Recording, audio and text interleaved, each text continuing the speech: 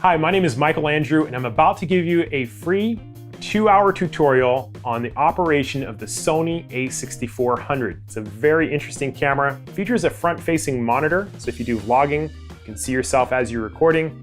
It also has some outstanding focusing systems. I'll have some tests coming to this channel. If you want to see them, be sure to subscribe. If you are coming from another camera system or you're an experienced photographer, check out our table of contents. You can hit Control F or Command F depending on your computer, type in the keyword, and if we have a chapter marker for it, it'll be highlighted, hit the time code, and it'll jump to that specific part of this video. This was designed to be a video manual, and feel free to come back in reference to it as often as you like. For those of you who are pure beginners or intermediate photographers and you're still struggling with photography, I have to give you a word of warning. This video alone is not going to be enough for you to take great images. There are many skill sets and pieces of knowledge that you have to be able to combine in order to really just crush it in photography.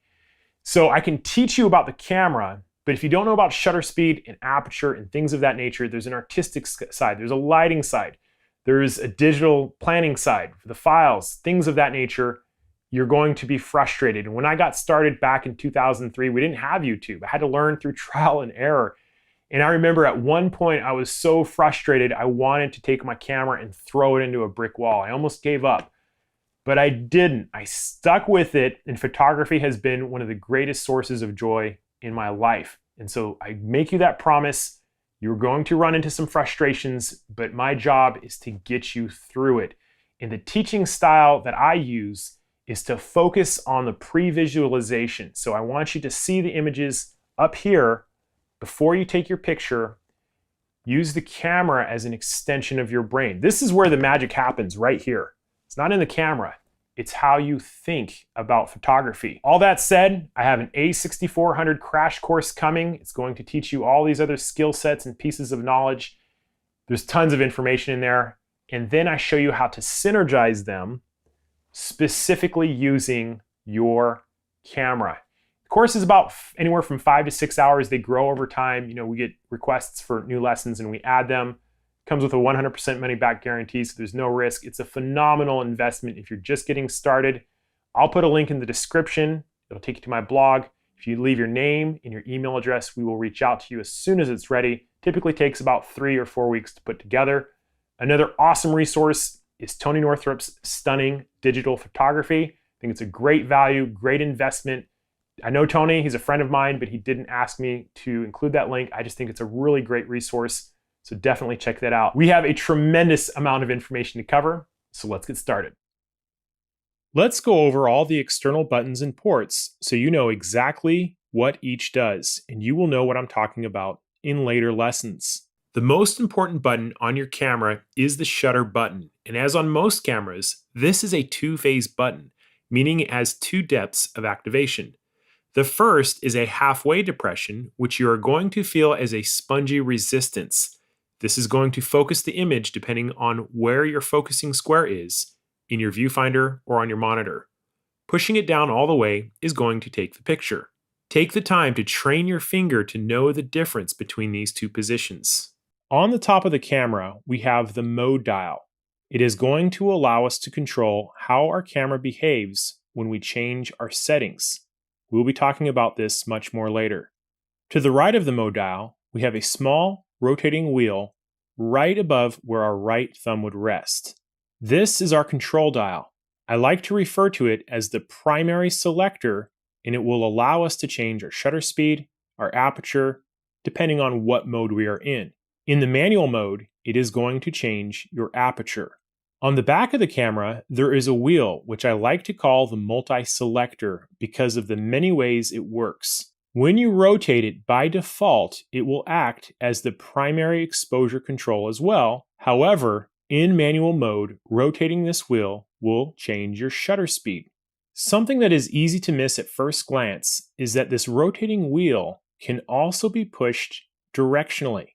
So up, down, left, or right in order to change different settings, to navigate the menu options, move around on a zoomed image, things of that nature. This is going to be very useful when going through the menu and making different choices.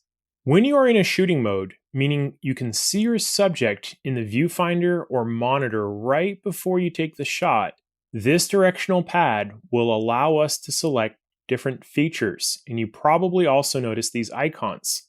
For example, if we want to change our ISO, we would press to the right, which would open the ISO selection menu, and then we can navigate by rotating or pressing directionally on our wheel. If we want to change our shooting drives, which is what the camera does after we press the shutter button down all the way, it can be a single shot, a burst, a timer, we would press to the left and then make our selection. Pressing down will allow us to access our exposure compensation for the P, S, and A modes, as well as the manual mode when auto ISO is selected. Moving that tick mark in those modes to the right will brighten our image, and to the left it will darken our image, and this is reflected in the monitor preview. I'll go into much greater detail on this in another lesson. Pressing up repeatedly allows us to toggle through different monitor display options. In the middle of this wheel, there is a selection button, and this acts as an enter or a return button when we navigate menus. To the right of the shutter button, we have the C1 button, and the garbage button is also the C2 button. C stands for customizable. The default of these buttons when you get the camera are C1 will select your focusing modes, C2 is our white balance control. I will be showing you how to customize these a little later on in another lesson. Around the shutter button, we have the power switch to turn the camera on or off. The button next to where our right ring finger would rest is the lens release button. We're going to push this every time we want to take a lens off of the camera body. In the middle on the top of our camera, we have a force flash button. This will allow a very small pop-up flash to activate and can provide some very limited fill. To the right of that, we have the deep menu button. We're going to have a huge lesson on the deep menu dedicated to the most important items in there. Now this selector switch is a little confusing. I call it the opposite focus button. We see an AF and an MF, and when the lever is selected to this position, this little button is going to do the opposite of whatever we have our shutter button to do focus-wise.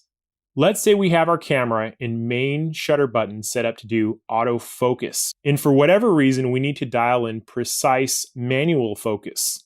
When the lever is pointed to AF, MF, pushing and holding this little button will do the opposite. So in this case, manual focus, and then we can dial it in precisely.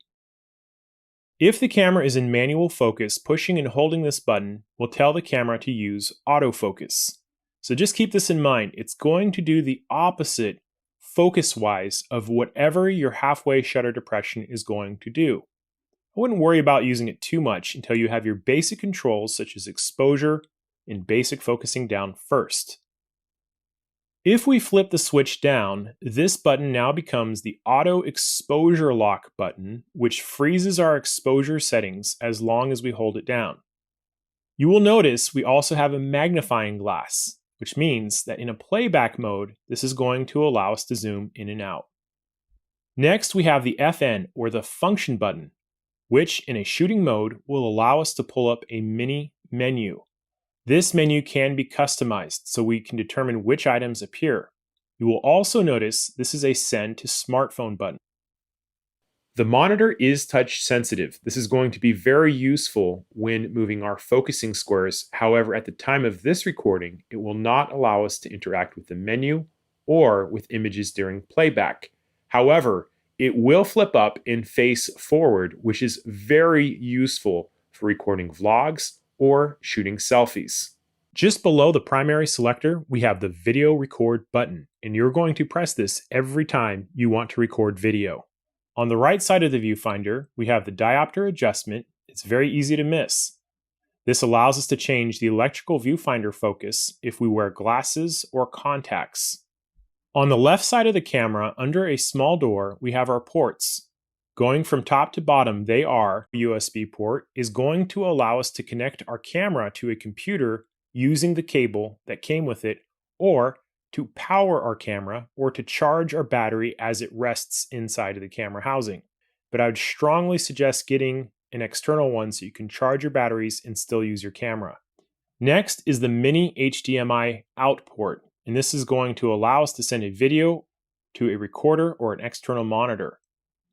Below that, we have our microphone jack, which will allow us to feed an external microphone into the camera, very important for good audio. And beneath the camera on the right side, you have your battery and SD card slot.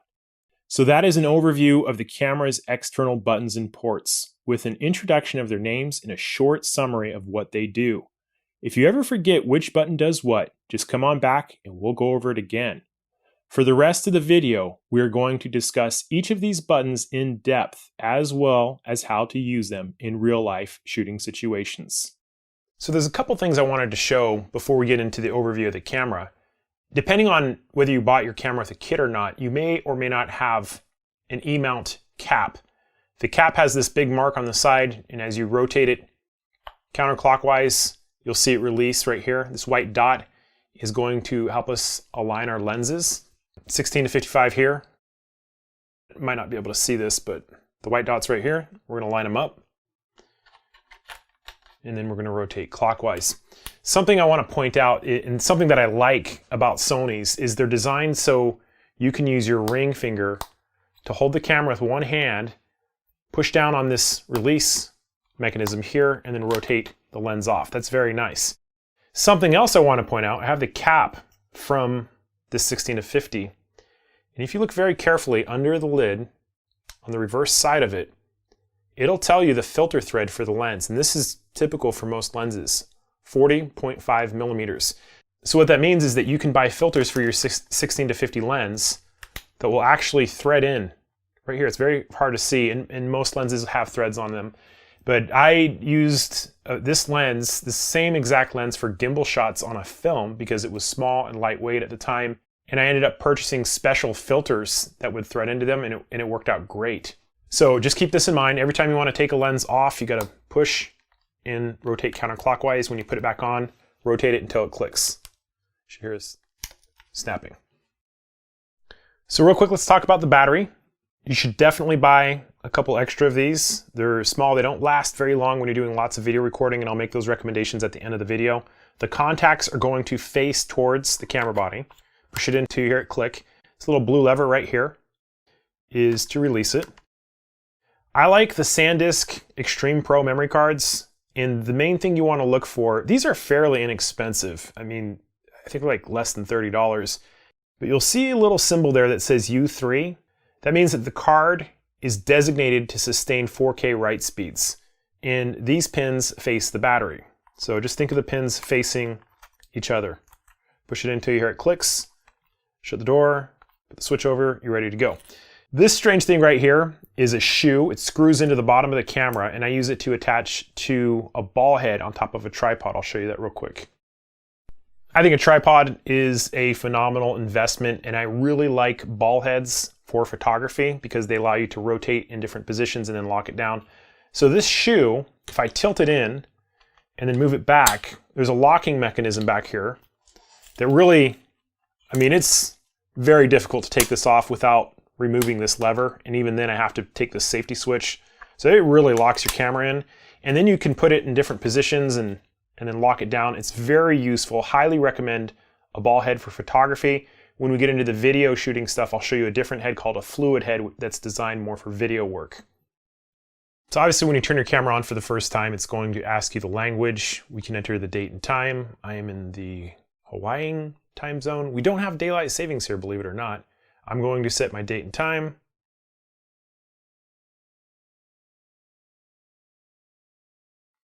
So something that you'll notice is that we have an app that we can connect to for our smartphone, and it's giving you some information with a QR code. We will be talking about how to connect by Wi-Fi a little bit later in the video, probably towards the end of the lesson. Brand new memory card, it's connecting, it's preparing the database, and we're ready to go. Something I want to point out is that 16 to 55 lens has a zoom switch that if you push it up and down, it's going to allow you to zoom in and out. For its size and what you're getting out of it, it's actually not that bad. I've used it in professional settings before for its size on a gimbal, as I mentioned. It's a very small, very lightweight camera with a lot of firepower. We're seeing some things, some just incredible technology coming from Sony. Their sensors are outstanding. The focusing systems are top tier for mirrorless cameras and what they're doing with their algorithms, and I'll be demonstrating this in the focusing lessons a little bit later. So when you turn the camera on for the first time and you see all these little icons, it can be very intimidating. We also have a different menu. We have this deep menu. We'll be talking about this in depth. And the one thing that I wish would happen would be to have a touch monitor that we can navigate, through the menus and stuff. We have some touch screen functionality, but it's not where I want it to be. And I'll be detailing this a little bit later. By the way, if you don't have your camera, go ahead and grab it, come on back and watch and follow along so I can point these things out. So the first thing I want you to do is to get comfortable changing your display. You can see it's written here on our directional pad, multi-selector, that as you push up, you can toggle different sets of information. This is our black information screen. There's a lot of things to learn there. And then we've looped around. So you might be asking yourself, what does all this mean? The most important things are right here on the bottom. Shutter speed, aperture, and ISO, which is set to auto right now. You're going to see something similar in the viewfinder, and something else I need to point out is that we have this little switch here, just to the left of the viewfinder, that when something is in front of it, it's going to shut this monitor off and turn the EVF on. It's a power saving feature designed to, just save your battery juice. And there are ways to turn this on and off in the menu. If you're shooting from a gimbal, it makes a lot of sense to turn this off. Your exposure, or the amount of light that hits the sensor, is controlled by shutter speed and aperture. The ISO is an artificial gain or boost that is added after the light has been captured. We can change our ISO by pushing to the right on our multi-selector wheel here.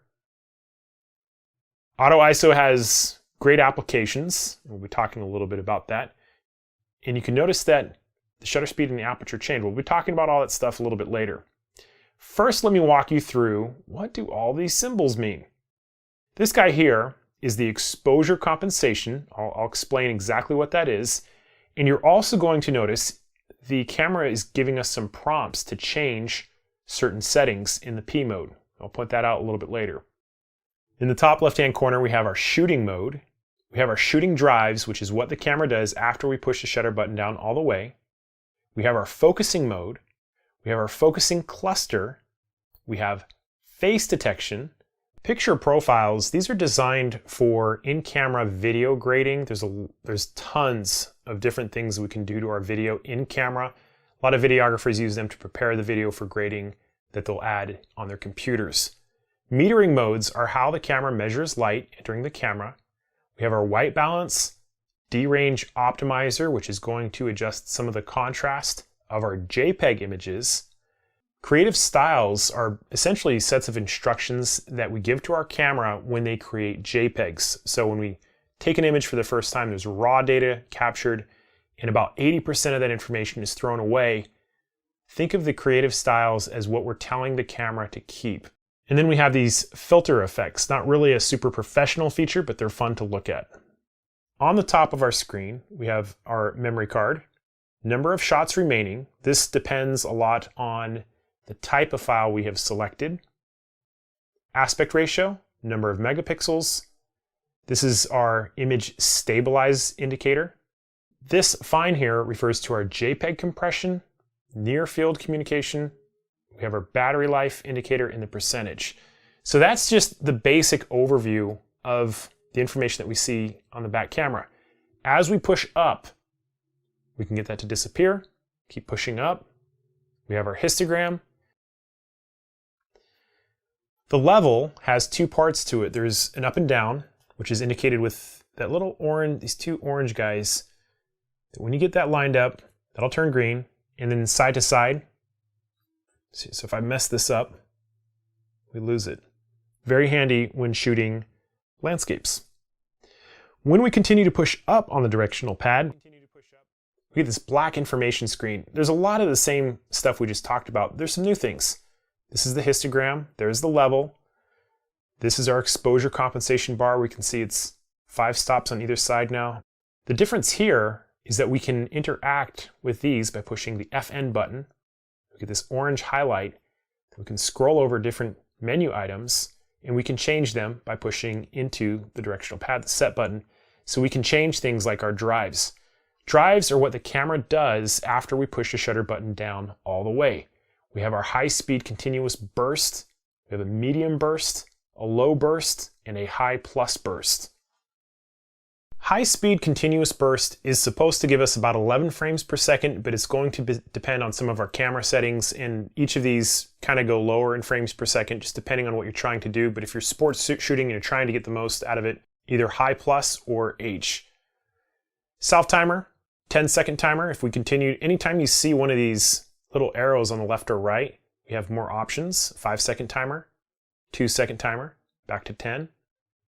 We have a continuous timer, which means the camera is going to take multiple images after the timer finishes. 10 seconds, 3 images. You can see how it changes over here. 5 images, 5 seconds, 3 images, all kinds of combinations depending on what you're trying to do. This would be useful for like group photos. You want to take multiple images to make sure you have at least one picture where everybody has their eyes open. Coming down, we have bracketing. Bracketing means that we're giving the camera instructions to change certain settings between each shot. There is a continuous bracket and there is a single bracket. What is the difference between that? Continuous bracket means we are letting the camera take all of the images. We only have to push the shutter button down once to shoot it. Single bracket means that we have to push the shutter button down each time. So what do these numbers in here mean? 0.3 EV, 9 image. EV is an exposure value, 1/3 of a stop, 9 images. So in this case, we're telling the camera to take 9 images and to change the exposure 1/3 of a stop. We'll talk about stops a little bit later, but that's essentially what's going on. And if we see we have these arrows here, we can push left and right, and we get all kinds of combinations. I think it goes all the way up to 3 stops. Where is that? Yep. 3 stops across 5 images. So 5 images, 3 stops of difference between each 5. It's pretty amazing. And then again, we have these options for single shots, but we have to push the shutter button down each time. And then we get bracketing for white balance between low and high in our dynamic range optimizer, low and high. So that is a quick overview of the drive modes available. Coming back out to the menu, we have our metering modes. We'll be talking about that in depth. White balance. We have our flash control. Talk a little bit about that. Pretty much all the stuff, creative controls. We have our focusing clusters, face detection. We have our filter effects, aspect ratio, picture profiles. We have our silent shooting. When you turn this on, we will get no mechanical shutter. It's going to shoot electronic. We can get 8 frames continuous focus, I think, on the high-speed burst for silent shooting. Just keep in mind that if you see some... In fact, we might be able to pull this off. Let's just take a look at it real quick. Take a picture. See if we can get some banding going here. There it is. Banding. If you see this, I'm shooting with an LED light now in my living room on these white blinds. This is an artifact very common with electronic shutters. So if you see this, your camera's not broken. In electronic shutter mode, there's this defect created, and the way to get around that is to shoot with a mechanical shutter. So unfortunately, if you're using, if you're shooting in LED lit conditions, so let's play that. So that's LED silent shutter, that's mechanical shutter. Very common complaint. It's just one of those things. We also have our quality. We can control whether it's RAW or JPEG in RAW. So tons of information, but this FN menu, the function menu, or the black info screen that I sometimes call it, I think it's more helpful to have access to most of those menu items while you're shooting in this original screen that we started with. So if you push the FN button here, we can toggle it on or off. So the cool thing about this is there's a way to customize this according to our tastes. With time, you're going to have a preference for changing certain things. But there's some other things in here that you may or may not want. You may not want your flash compensation. You may not want creative styles or JPEGs or your shooting mode here. So the way you change these is you come into the menu, press the deep menu button. We have our purple tab, page 8 out of 9, and you're going to come to the function menu set. Going to hit that, and you can see the different kinds of information that we can swap out. So if you didn't want flash compensation, you can come in here and pick from many pages, all kinds of different things. If you want audio signals, tap the shutter button, see if it'll show up in shooting mode. So the beep mode is now on. It's basically the beep mode. Didn't want that, you can come back in, select it, and we'll go back to flash mode, or flash compensation. There it is. So that is how you can customize this for your function menu. So something I need to point out about the function menu is that when we rotate to the video mode, I'm just flipping this over to the video mode, get our crop, press the FN, you can see that we've lost some of these features, and that's because those are stills features only. And so the idea on this is that the function menu is going to be the same whether you're for stills or video. I think this should be a separate one when you flip over the video icon, but there's nowhere to change that in the menu. So if we come into the menu, it's just one function menu set. So something I should point out is that when you press the play button and again push up on our display, we can toggle through different sets of information specifically about the picture. So we can see which white balance, which creative control, our dynamic range optimizer, the folder, the file number, the focal length, ISO. So just know it's there. If you are a brand new or an intermediate photographer, this next lesson is probably the most important on this video, and this has to do with exposure control. Exposure, as you remember, is the amount of light that hits the sensor. So we're talking about how do we control how much light is entering into the camera. So we have this thing called the mode dial up here, and as we rotate this, you can see the modes are changing. We get P, A, S, and M. Those are the ones we're going to start off with. And the easiest way for me to explain this is talking about the A mode first. A stands for aperture priority. And in this mode, when we rotate our main control wheel or dial, this is going to change our aperture. So it's changing the size or the diameter of the opening in terms of how much light, a lot of light or a teeny amount of light. And as we rotate this and we get to a higher number, what's happening is the aperture is getting smaller and smaller.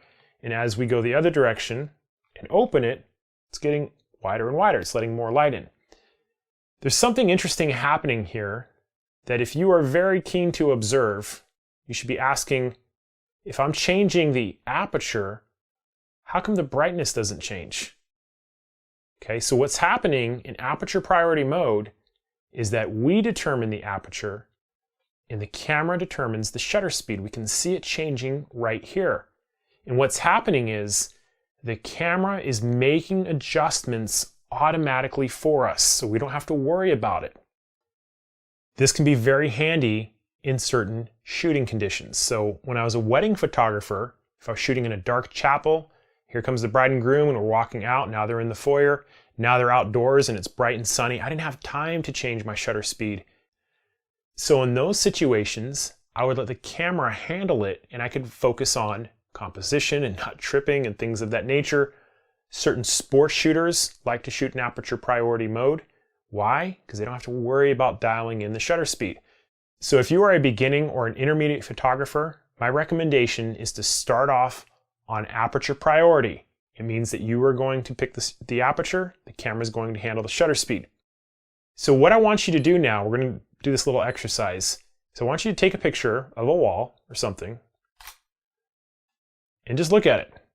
Okay, so it's nice, even exposure, it should be. And now what we're going to start talking about is exposure compensation. It's a fancy way of saying changing the brightness. Exposure compensation can be accessed by pushing down on our directional pad. See this plus minus sign?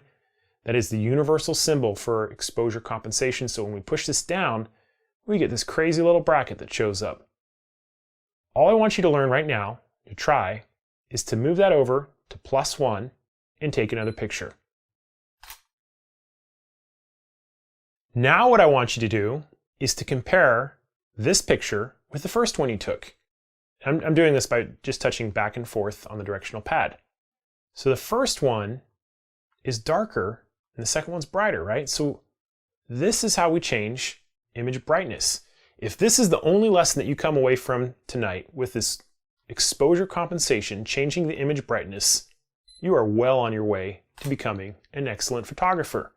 So that is a great exercise, is practice changing the brightness of your image by shooting in aperture priority mode, pushing down to get exposure compensation, go at +2, and then try one at -2. What do you think is going to happen?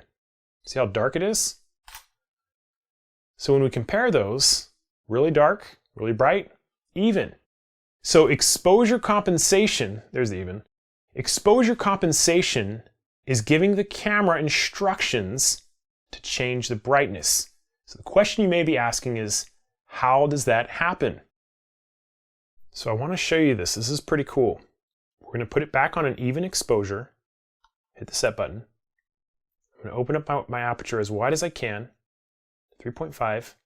Look at the shutter speed, 1/200th of a second. So now check this out. We're going to go to +1. Now look at the shutter speed, 1/100th of a second. So what's happening is when we engage exposure compensation, we're telling the camera to shift the shutter speed to make it twice as bright. How do I know that? 1/100th of a second is twice as long as 1/200th of a second. Why? Because if you take 1/200th of a second and you add it to itself, you get 2/200ths of a second. So if we simplify that, 2/200ths of a second is 1/100th of a second. So this shutter speed is twice as long as the first one. So check this out. Let's go to +2. You're probably wondering, what do these little numbers mean? Each number refers to a stop. So every full stop is twice the amount of light. What do you think the shutter speed is going to be on this one? Think about it. If you said 1/50th of a second, you're absolutely correct.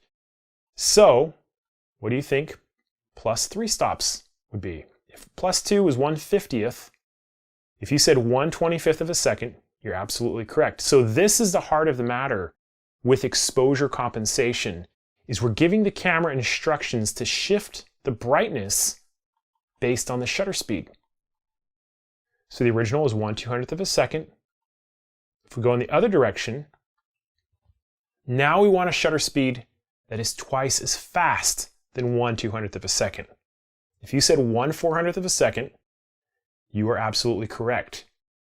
If you can get this one principle down tonight, exposure compensation is changing brightness, and this is how it works, you have cleared a huge hurdle in terms of photography. I want to show you something else. See, the fun never ends with Michael the Maven. So I want you to take your hand and I want you to put it in front of your lens on aperture priority mode and watch what happens to the shutter speed. See it changing? So what's happening is the camera is constantly measuring the amount of light that enters through the lens, and it is making adjustments as you shoot, as lighting conditions change, and exposure compensation would be respected in those conditions. So there are a couple words of warning I have to give you about aperture priority. There's a temptation just to, dial in the aperture and start shooting, but you should sneak a peek over at your shutter speed depending on what you are shooting, because the shutter speed does matter. And if you get into very, very slow shutter speeds, let's say 1/30th of a second, and you're attempting to take a picture of a person, it's probably going to be blurry. Why? Because we move holding the camera, and our subjects often move as well. Even if they're just sitting there breathing, they're moving a little bit. So the safe shutter speed that I recommend for portraits really is around 1/60th of a second if you're good.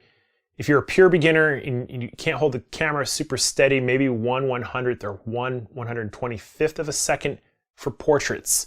If you are a sports shooter shooting moving athletes, I think the shutter speed you really need to have is at least 1/500th of a second. This is my personal preference. If they are fast athletes, it might be more, 1/1000th, maybe 1/2000th of a second. Just depends on what you're shooting. But the absolute minimum for a fast moving subject in my world is 1/500th of a second. So the question you should be asking yourself is, if we're in an indoor shooting situation like we are now, basketball game, let's say, how do we get a faster shutter speed? The way we do this is we are going to bump up our ISO. Remember, ISO is gain. It's a boost that we're giving to the light.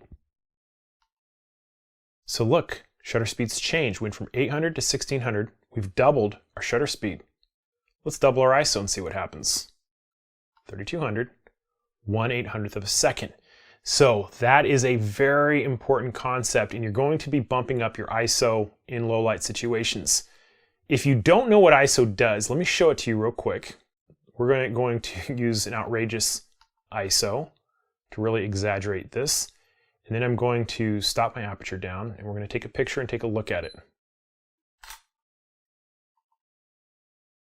And we're going to zoom in. So you can see we have all this, I don't know if you can see it very well. Let's see here. You can see that better. So we have all this grain, not pleasing at all. Now let's take our ISO, turn it way down. Let's go to 800 again. We'll open up our aperture, take another picture, zoom in, and you can see this is far cleaner. So that's the trade-off with ISO, is that as we add this gain, the image can become noisy, and as you get really, really high, it's definitely going to be noisy. And there's certain limits. Sony sensors are actually pretty good, and you're going to be able to get away with some higher ISOs. Just depends on your subject matter. Just take a look at it as you're shooting. But that is the trade-off of ISO, is the higher it goes, the more grain you're going to get.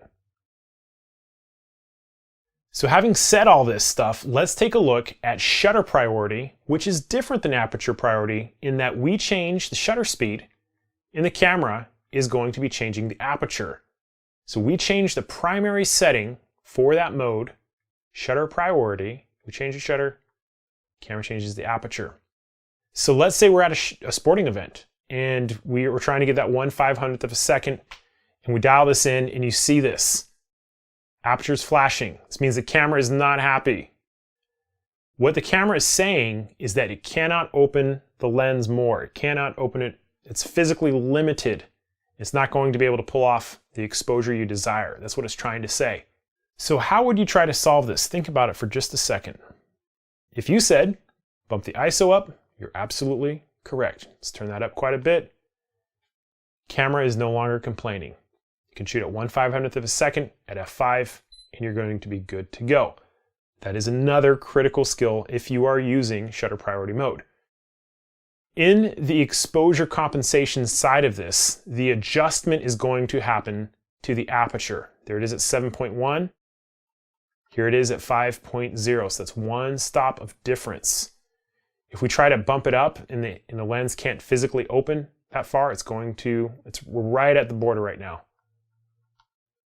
See, now it's not happy. Can't open it wide enough. So that's the thing you have to kind of keep in mind on shutter priority, is the physical limitations of the lens. Let's take a look at program mode. Program mode, you can see that it's trying to tell us we can change some of these settings. And program mode in certain situations can be good. If you're really intimidated, it could be a good place to start. But what it's trying to do is to give us different combinations of both aperture and shutter speed. One of the problems with program mode is often beginners will come in and they'll set their camera to something like this, something crazy, f22 with a shutter speed of 1/25th of a second, and they'll go out and they'll take pictures and they won't understand why all their images are blurry. It's because of the slow shutter speed. Even worse at 1/500, look at that, 1/5 of a second. So what I recommend is that if you do shoot on program mode, just keep an eye on that shutter speed. 1/60th, 1/100th of a second for handheld shooting is a good place to start. We can also change our exposure compensation, but the camera is going to make its own determinations in terms of where this happens. We can adjust our ISO if we want to give it more range. Program mode has a time and place, but I hardly ever use it. Now let's talk about Manual mode. My rule of thumb for manual mode is I only use it if I have enough time to dial in my settings. If I'm pressed for time at an event, typically aperture priority mode. I also use manual mode almost exclusively in studio settings where we have strobes, models, and we're just trying to dial it in precisely. In the manual mode, we change our aperture by rotating our main control wheel. We can change our shutter speed by rotating, just simply rotating this main dial on our directional pad. So this is adjusting our shutter speed. Now, as we go for exposure compensation, you're going to notice we get locked out and it's saying, this is unavailable. You have to be in auto ISO for exposure compensation to work. So let's talk about auto ISO real quick. To access it, we're going to come into ISO and we're going to push up until we get to ISO auto. And it is exactly like it sounds. We're basically giving the camera permission to change the ISO. An example of when this would be useful is if we were shooting an indoor, let's say boxing match, and we had a very specific shutter speed that we wanted. Let's say 1/500th of a second. We had our aperture locked in, but there were still changing lighting conditions with all these lights coming on and off, and that can be very difficult to control. It can happen spontaneously, so set the ISO to auto, turn that over to the camera, and let the camera adjust the ISO settings from shot to shot. That would be one example of how to use auto ISO. And I know people who love it. So you come up a little higher, and we have this thing called multi-frame noise reduction. And if we come over and select this, we can go standard or high. We can also choose the exact ISO that we want, or we can turn it over to auto ISO. And what's happening in multi-frame noise reduction is the camera is going to take multiple images, stack them together, and reduce the noise based on that stack. My understanding is this is how the Pixel 3 works in night mode. It's taking multiple images and it's basically adding those exposures together and reducing the noise through different kinds of processing. Let's try it out. It sounded like 5 images, some writing going on, and then we get a final image. So if you're in a situation where you want to try to reduce your ISO noise, probably very high ISO, your subject matter isn't moving, that might be a fun feature to try out. Auto ISO is also available on your other shooting modes, just so you know. Let's turn this back to like 800 or 1000. You're going to notice that we have some other modes on the mode dial. Let's talk about these real quick. The green auto mode, I affectionately call the dummy mode. When you turn it on auto, you're essentially turning your camera into a point and shoot. We have some things we can change in here, maybe our drive mode, our focusing mode. It's really designed to take almost all the settings away from you, and we can use smartphones this way. You didn't buy this camera to use it as a point and shoot. So I tell beginners to stay away from it. Don't use the dummy mode if you can help it. If we continue to rotate and we come to this SCN, the scene mode, let's see if it lets us change down here. You can come in here, and the idea on scene mode is, and we see this with all camera companies, they pretty much have these, is the camera companies that's saying, what do you want to shoot? Okay, a person. So if you select this, the camera is going to pick the creative picture style, so to speak. It's going to pick the shutter speed. It's going to try to do most of the heavy lifting for you. We don't have those controls. We can't change them. And this is why I don't recommend using this, is because you're going to want to tweak something and you're not going to be able to. And I see this as kind of a dead end. Sport shooting, macro, landscape, sunset, night scene, handheld twilight, night portrait, anti-motion blur. Most of these kinds of shooting can be done with the modes I've shown you if you understand how the camera operates, and you're going to get far more control over them. So I tell my students to not use the scene mode as well. In a perfect world, if you're one of my students, I would say aperture priority mode, manual mode. Those are the two still shooting modes that you should focus on. So we also have this panorama mode, which is just like it sounds. We would take a sweeping shot of a landscape holding the shutter button down in the direction of the arrow, and sometimes they can be really great. In fact, I use this if I don't have a super wide angle lens, like with, let's say I had a 24 or even a 35.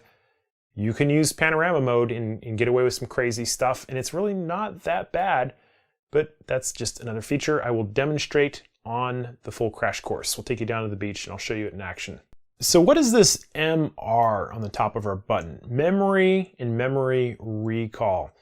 This allows us to essentially save certain camera settings in memory so we don't have to redial this in every single time.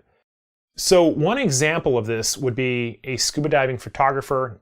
Once the camera goes into a housing, it's not always the easiest thing to change settings. You might have to tweak your white balance, your picture style, your creative styles, the focusing mode, things of that nature. And so what they'll do is they'll come out to their regular shooting mode or in manual mode. They'll get it all set up the way they want with all their individual settings.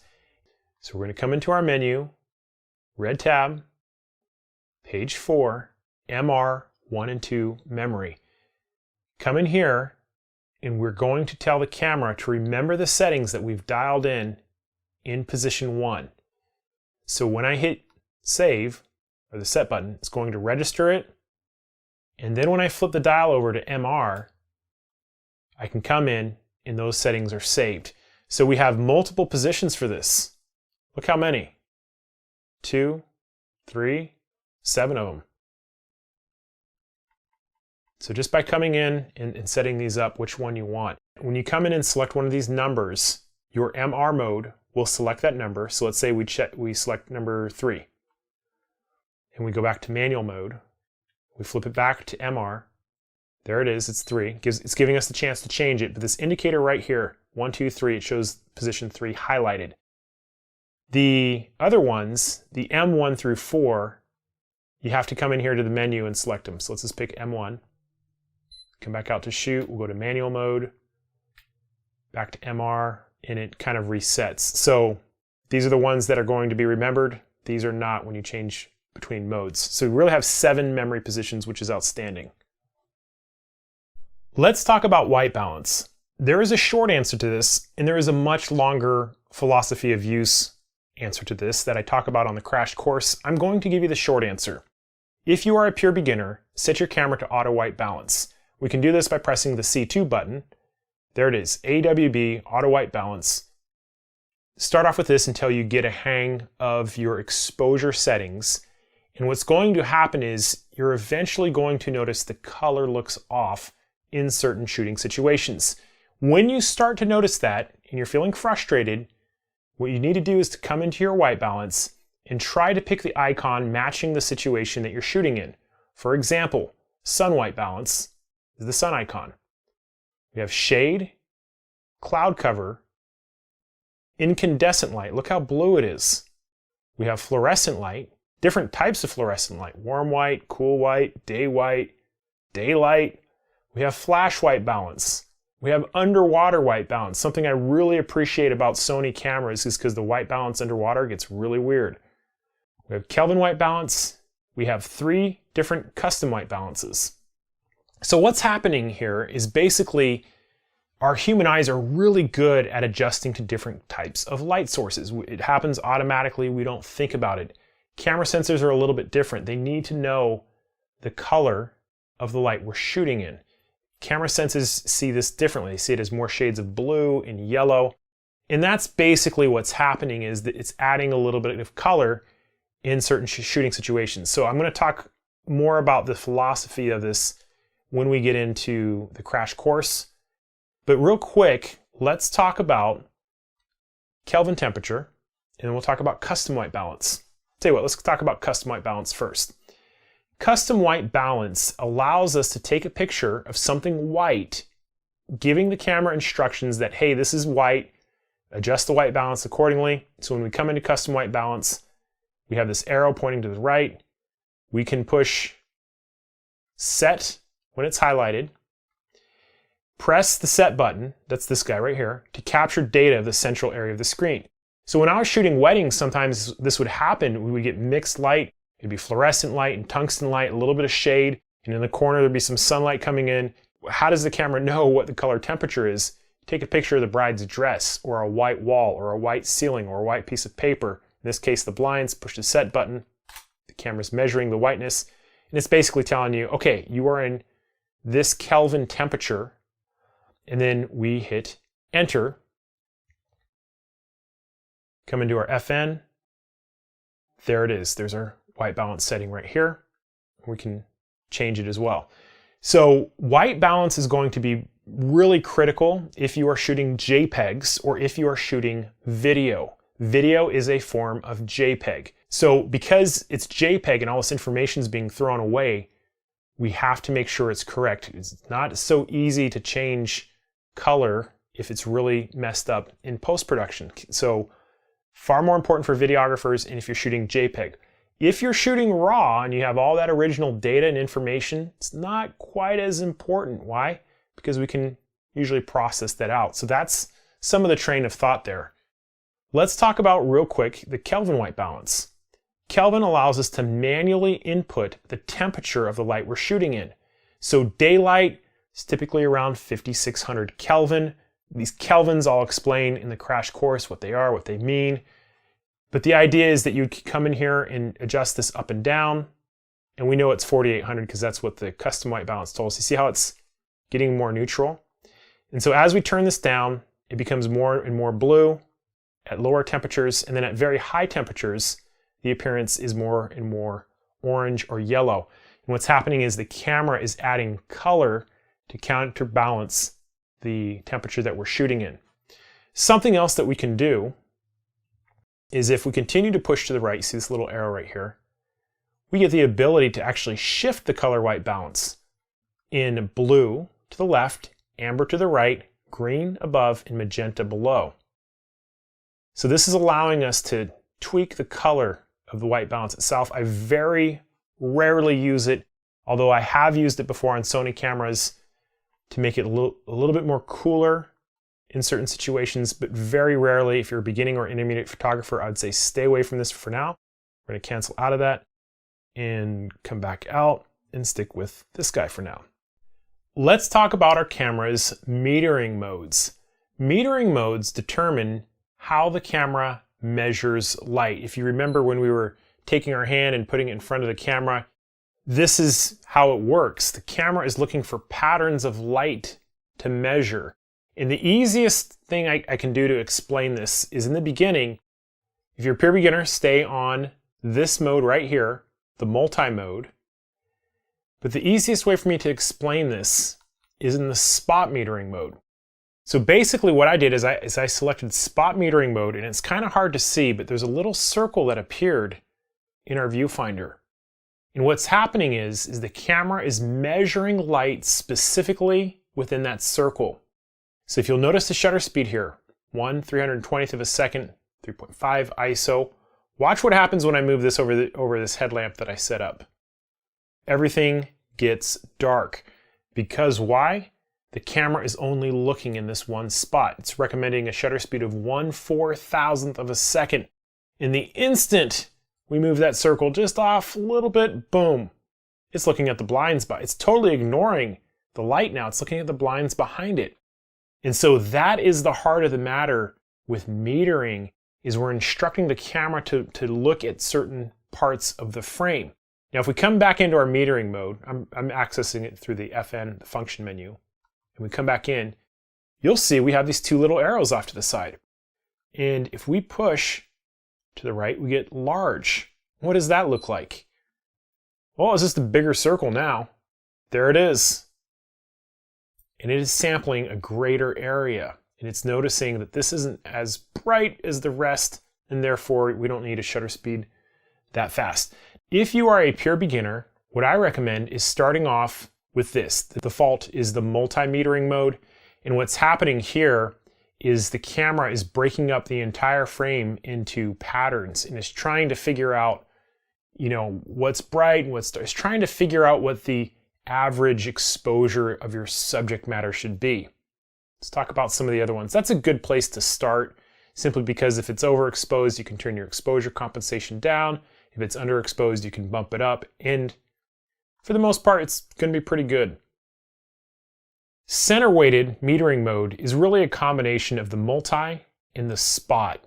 It's essentially giving some priority to the center, but it does look at the entire frame.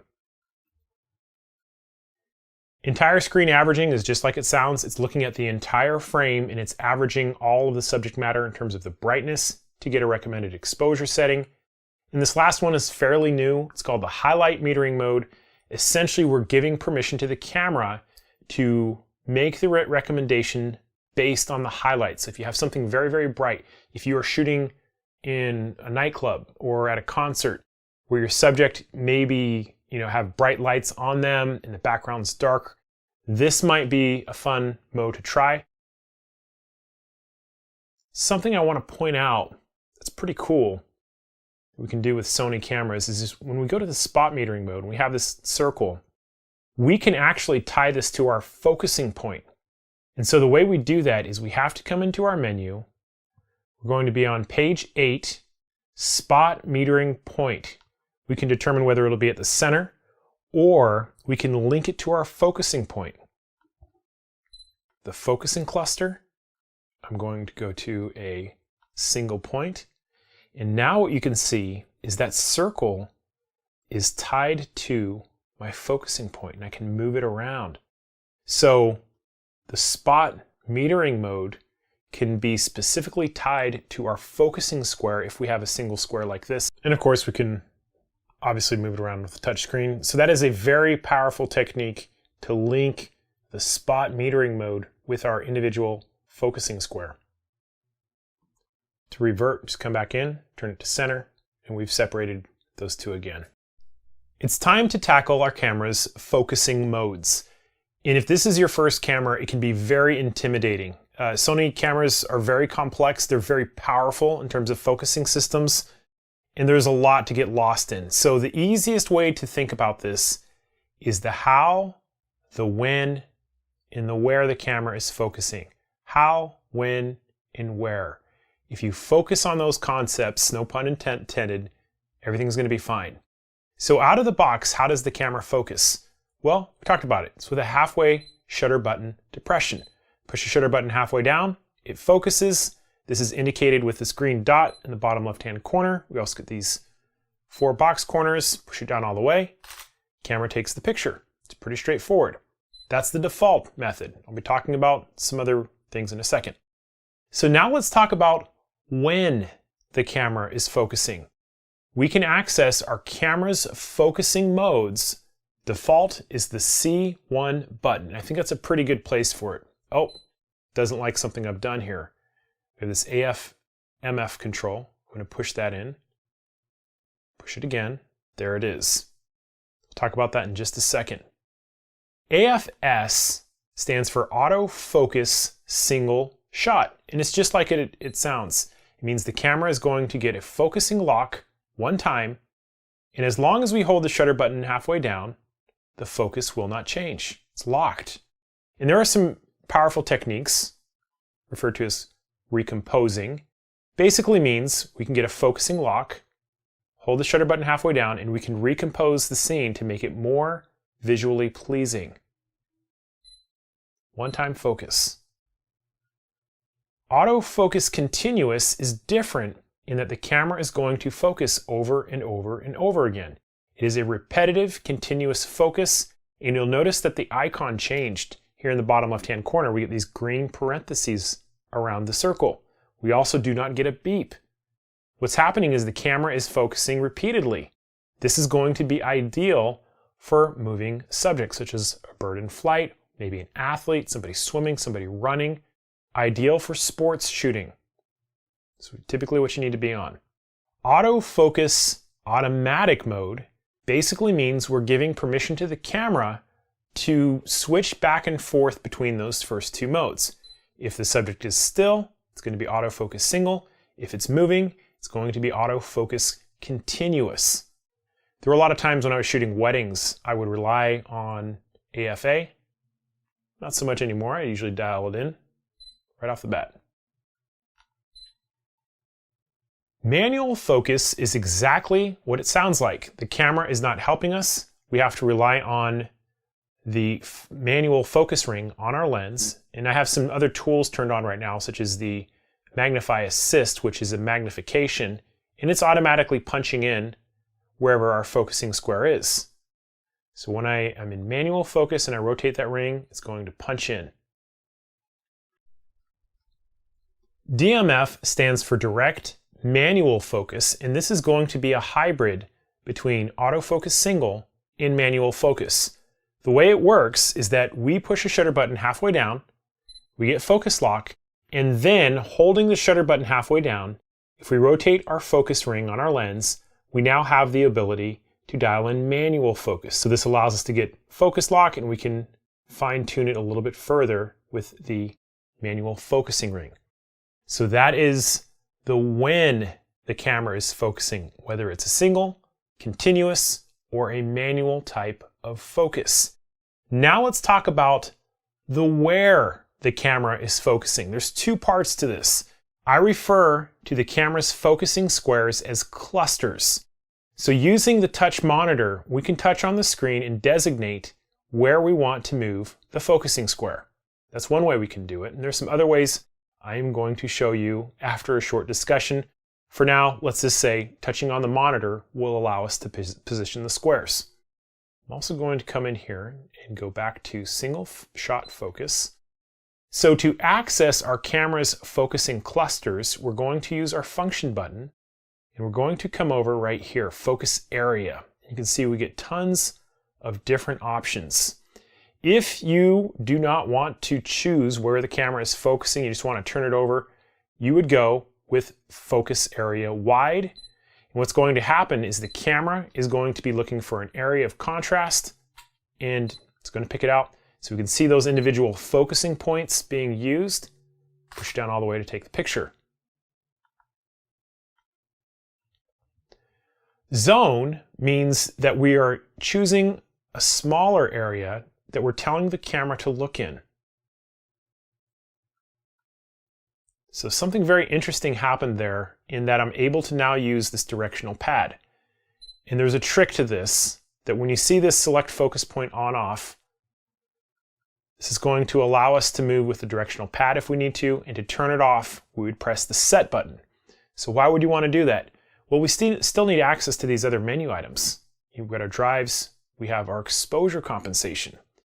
So the question then becomes, if you were shooting through the viewfinder and you wanted to move this square around again, how would you do that? And it's going to take a little bit of a discussion I'll come to in just a second. The zone focusing cluster allows us to limit the area the camera is looking in. Push the shutter button halfway down, and it's going to find an area of contrast in there.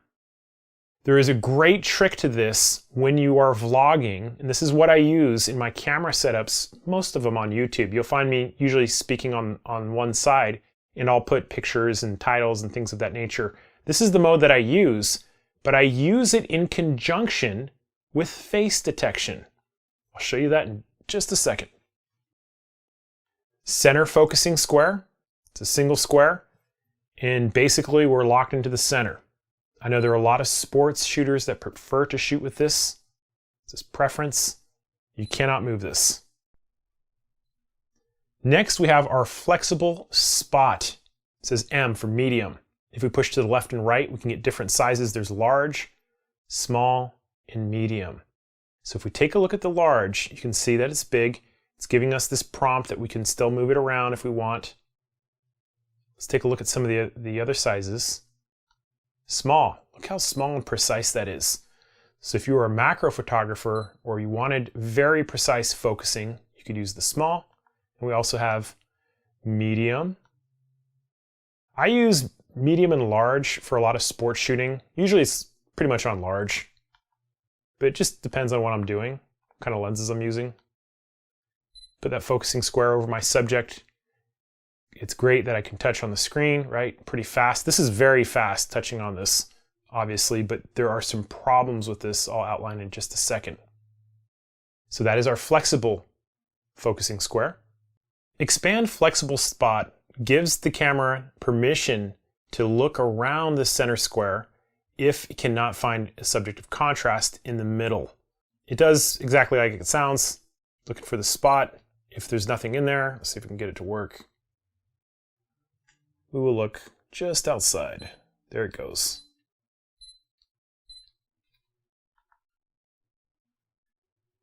In order for me to show you this last one, I have to change my focusing mode. So if you see this, then it's not highlighted tracking. It wants us to use autofocus continuous, for example. Come back in. I don't know how it's possible for a beginner to know all this stuff. It's just so technical. So the idea on tracking is that when we select our subject, see this little box with the two lines on the side? We know it's servo because we get the parentheses. And so the idea is that if you hold the shutter button halfway down, it is going to track that subject.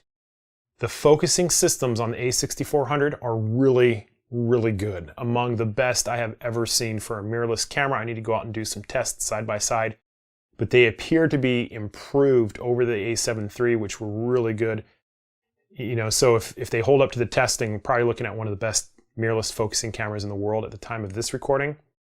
And so that's how the tracking works, is it's going to get that lock and hold on to it. So something you'll notice are these arrows to the left and right. And as we toggle through them, you're going to see all the clusters we talked about: wide, zone, center, flexible spot, small, medium, large, expand, flexible spot, and wide. So it's essentially applying tracking, if you're in autofocus continuous, to that focusing cluster. Let's come back here.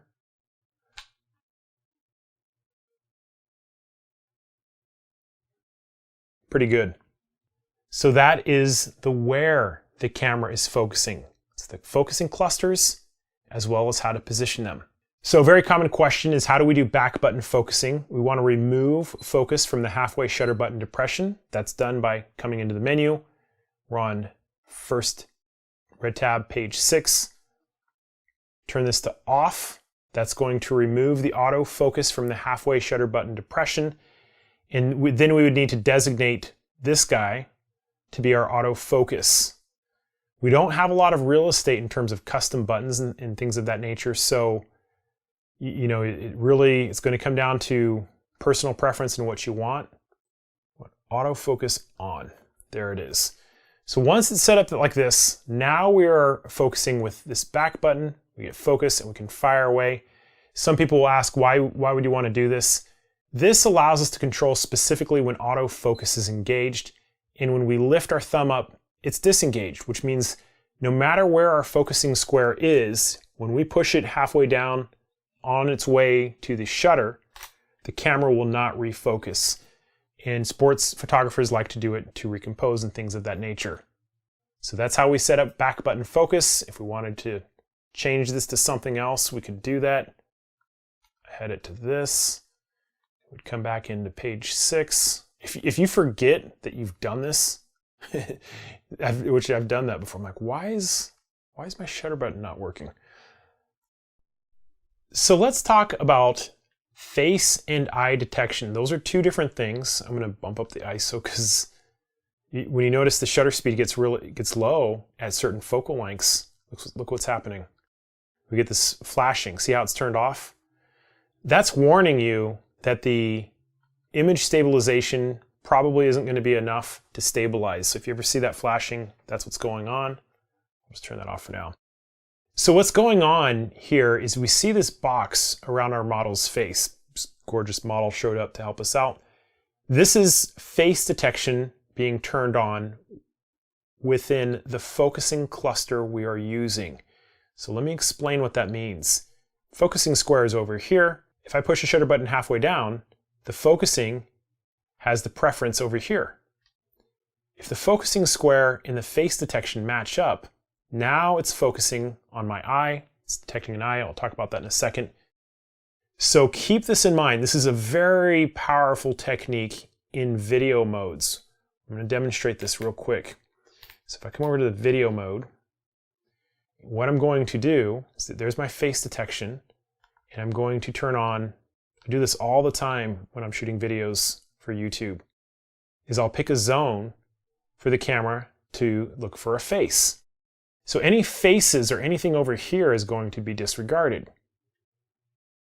And so this continual autofocus is going to, so I can be walking around, I can be talking. And if you're an autofocus continuous, the camera is going to do an amazing job of tracking. It's as good as Canon's dual pixel autofocus. It's that good. It's just amazing. So for video, this is very powerful. For still shooting, very powerful. Come all the way over. We have the zone. I push the shutter button halfway down and it's jumping into eye detection. Having said that, default, when you get the camera, if you just want to go with eye detection, push the center button in your multi-selector wheel, and that is the default control for eye detection. Sony revolutionized portrait photography, in my opinion, for wedding photographers and portrait photographers with this introduction of eye detection. Back in the day when I shot weddings, we would have to, choose a focusing square, like a single square, basically. And we would have to move it over our subject. We have to get a focus lock. And if we wanted to recompose, if it was at wide apertures, we would be pulling them out of focus. And we want the eyes to be very sharp. So what Sony did is they basically invented this eye detection stuff where we get this amazing, precise, accurate, fast jumps onto it, and it's allowing photographers to have a higher number of keepers and to get through their workflow faster. It's great. Everybody else is trying to catch up right now. Canon, Nikon, Fuji's getting pretty close. Everybody else is trying to get eye detection. Sony is the best right now. So there's a couple important notes about this. You can turn off face detection. You don't see it out here, but if we come into our black function menu, I'm going to be throwing a lot of information at you. There it is. That is referred to as face priority in autofocus. If we turn this off and we come back out, you notice that the face detection box is now gone. If we are far away from our subject, far away enough, let me show you what happens when we turn it back on. So red tab, page 6, second item. We've turned off, there it is, face priority in AF. We're going to turn it back on. So when I push the eye detection in, wow, it's just super precise. I'm very impressed. Yeah, Sony's killing it right now. I did some focusing tests and you won't see this on any other camera, how precise that is. So I can shoot from there. So at some point, it's not going to be able to get an eye detection. We can come into our face and eye AF set. We can determine whether we want it to be the right eye or the left eye, depending on how you're shooting. Auto will allow the camera to choose. This frame is the gray frame that we saw. You can turn it on or off. It's a bunch of information on face detection. Some of you may be asking or wondering if there's a way to add this to our FN menu. I think this bottom right-hand corner is a pretty good candidate because it's our shooting mode, right? We know what that is on the mode dial. So if we come in to our purple tab, and let's set this up real quick. Function menu set. And we're looking for face priority in AF. Oh. Here it is right here. We could, did you see the other one? We could do which eye we wanted. Left or right eye select. There it is. So when we come back out to our shooting mode, FN, there's our face detection. So now we have a quick, easy way to turn it on or off. So keep in mind that when you have face detection turned on, if your focusing cluster or square isn't matched up on it, it's going to prioritize to the square. When there is overlap, it's going to prioritize to face or eye detection if you have it turned on. So I need to demonstrate a few other focusing techniques, specifically manual focusing. So I'm going to turn this off for now. So let's go into our manual focusing mode. And let me demonstrate some of these other tools that we can find in our menu. So we're going to go to our red tab. Here it is. There's a bunch of great tools in here. Focus magnifier does exactly what it says. It's going to allow us to magnify in. I'm pushing the set button. It goes to almost 6 and then to almost 12. This could be something you can add to your function menu if it's something you use a lot. I think it's very handy.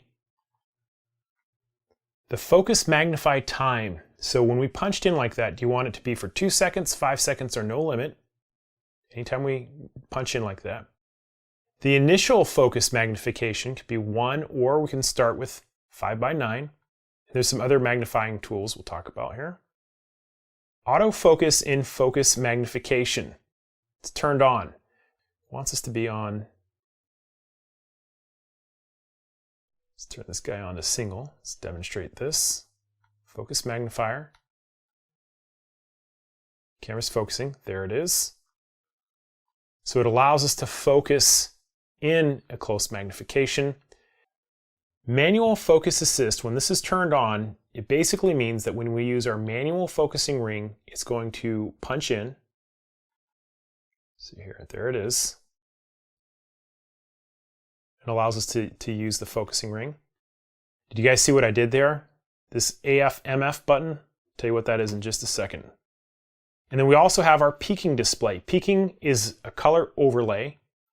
I like red because it's really easy to see. Turn it on, and we'll turn it on high to make this, there it is, nice and bright. So if we come in, even in our zoom, we can see the peaking. So if you want to get precise focusing lock, zoom in, use peaking. Peaking works pretty well, but don't rely on it too much. See, it's like a little bit off right here, a little bit more precise there.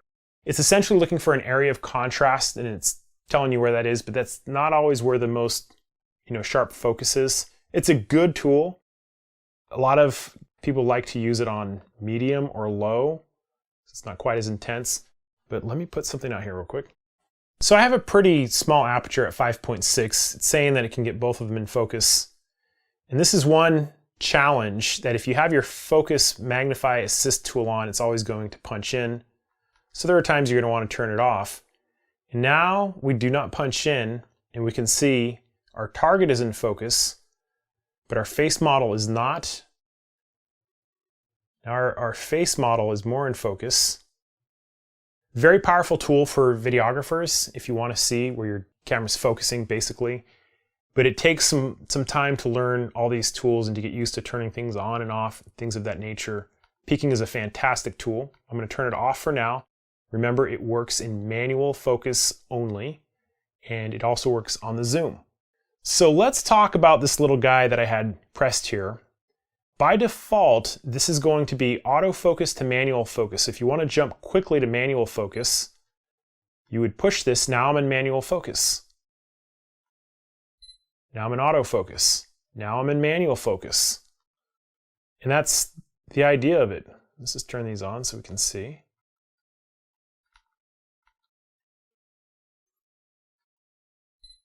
Autofocus, manual focus. This back button is going to be used depending on what your preference is. If you're a sports shooter, you're probably going to have this for back button focusing.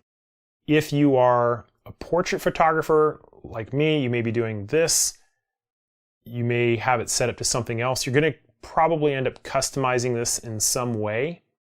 And there is a little problem. There are a few problems I have to point out.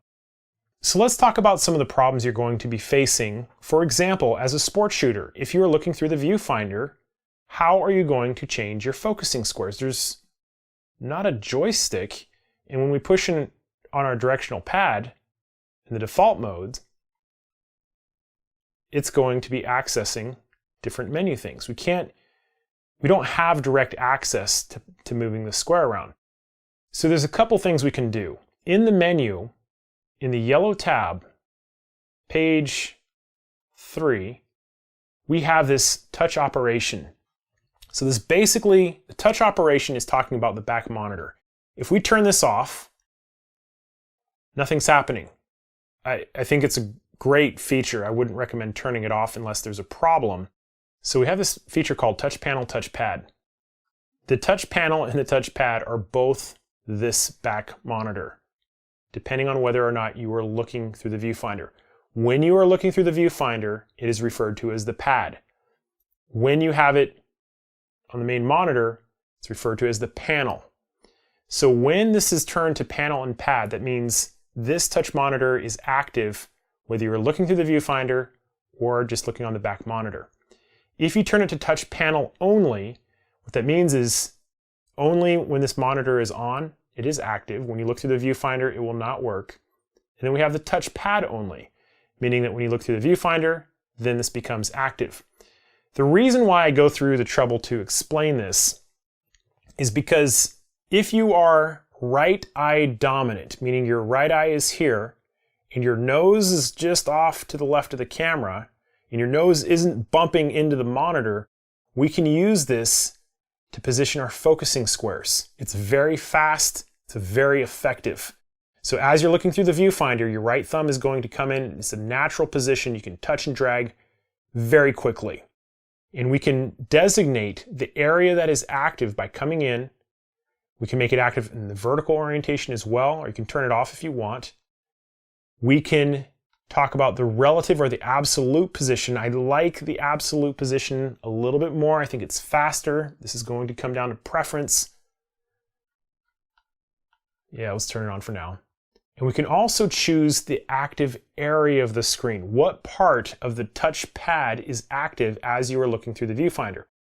Again, if you're right eye dominant, this isn't going to be a problem. You can, as long as your nose isn't touching the screen, you might want to go right 1/2, right quarter, right upper, right lower. Just depends on what part of this monitor you want to make active, and they designate it with this black box or the clear box. The whole screen, that's the part that's going to be active. If I was a right eye dominant shooter, I'd probably go with lower right or half right, quarter right, something like that. Unfortunately, I am not a right-eyed shooter, and this opens a huge can of worms for everybody who is left-eye dominant. I did a poll, and about 1/3 of photographers naturally are left-eye dominant. So when your left eye is here, what this means is your nose is going to be here touching the monitor. So as your nose is touching the monitor, even if you have the right part here active, I can't tell you how many times my nose will hit part of it and it'll change the focusing square. So left eye shooters are now kind of stuck with this problem. There's a few things we can do about it. One, you could shoot right eye if you're willing to change. It's very uncomfortable at first, but it can be done. And then go right eye shooting, right eye touchpad. The other thing you can do is shoot left eye and use your left thumb to change the focusing square in this left corner if your nose is over here. The problem with this is it changes how you hold the camera, and with very heavy lenses, it's just not natural shooting unless you're on a tripod. So I don't recommend that either. Another option is to turn this off as you're looking through the viewfinder, and as a left eye shooter, this is what I do. I know that's bad news, but it just makes my life easier that I can turn this off. My nose can touch the monitor while I'm shooting, and it just doesn't matter. So my personal setting is panel only. In this way, my nose is not screwing things up. I know this sounds like a silly discussion right now, but just wait until you start shooting with this pad active and your squares going around everywhere. This brings up another problem, which I'm going to give you a solution for right now, is that how do you change your focusing squares if this is turned off? You can't come over here and just start pushing on the directional, multi-selector. So there has to be a way to activate this to turn it into a way that we can move the focusing square around. And this is referred to as the focusing standard. The problem with this is it's a custom control and we have to choose where to put it.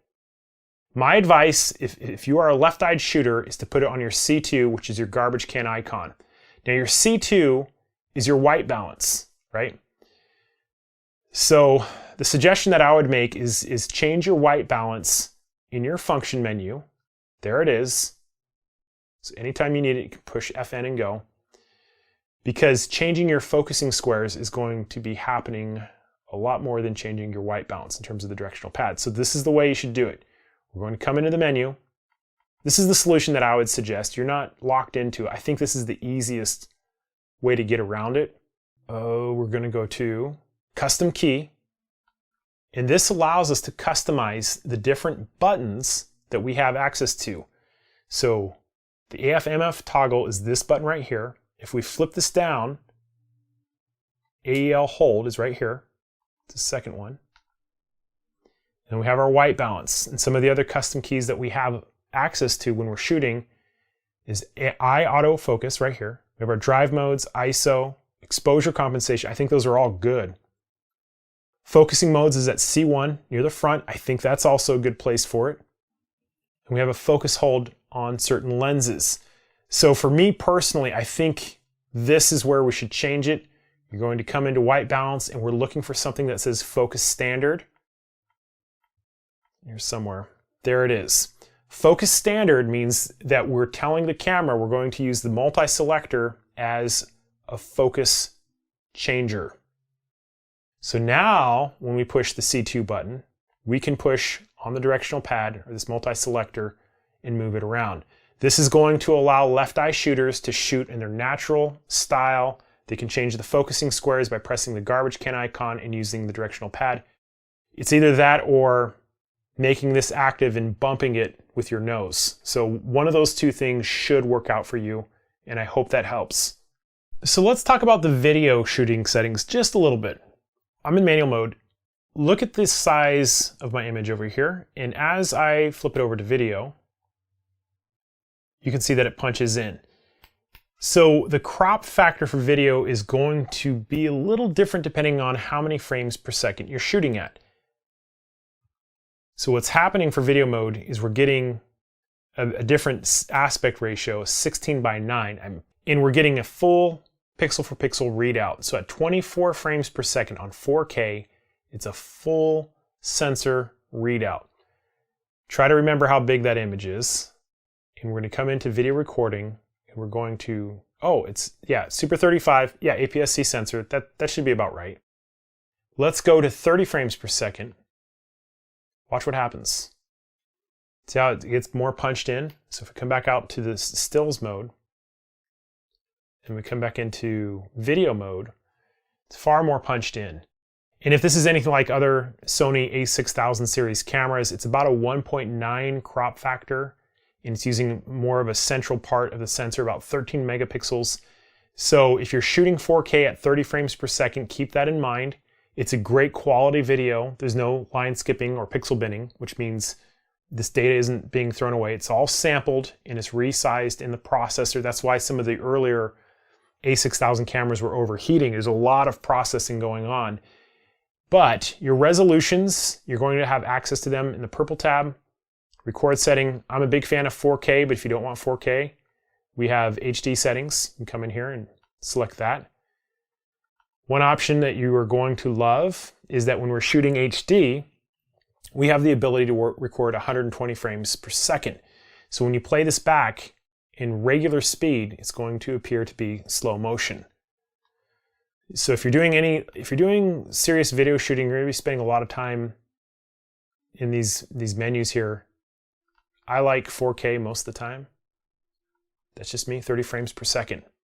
Let's talk about some of the other features you're going to see in the video shooting mode. We still have access to our focusing clusters. I'm going to go with a larger one. And something I want to show you is how we can touch on the screen and change the position of that. We're going to go to autofocus continuous. Remember, we have a touch pad. So very smooth. I'm going to move this closer towards the camera so you can see how good this is. We can focus on this. We can focus on the face. Very quick, smooth, accurate. It's very nice. If we were to turn on face detection, see it's off right now. Glad we assigned it over there. Turn it on. It'll still work. But when I'm standing in front of the camera talking with a Sony camera, I use face detection all the time because it's very good, it's very fast, it's very accurate. So this is how we can pull focus without needing any special equipment. Just touch on the monitor. We're going to let it do the work. Something else I want to point out is these audio levels, is we want to make sure, second page of the purple tab, we can adjust the level of this. If it's too loud, we can turn it down just depending on what kind of environment you're in. Very important. Talking a little bit more about the menu section in just a second here.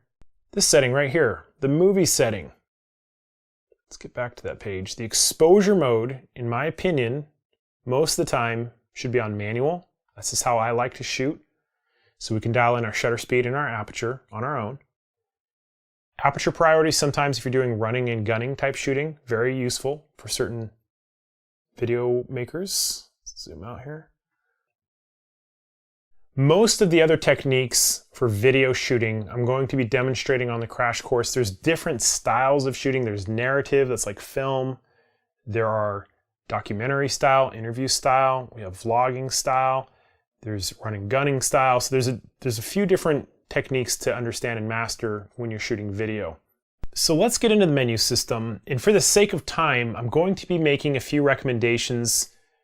There's probably less than 20% of the stuff in here are going to be the most important. You are not going to use a huge amount of the options in here, but I'm going to give you a quick overview, and then on the full crash course, I go into the comprehensive coverage of it and go into the philosophies of some of these settings, things of that nature. It's far more in detail on the crash course. So on the top, and the menu systems are confusing. Even now, I've been shooting Sony for many years now, 5 years, and it's still confusing. So the red tab is for stills, mostly. Purple tab is for video, mostly. We have our network setting. I'm going to show you how to connect to a smartphone and use the app. We have playback. We have our camera setup, and we have a customizable menu. So within each colored tab, there are individual pages, and we can see these on the bottom here of the screen, also designated with what page we're on divided by the total number of pages. And you can see that on the bottom.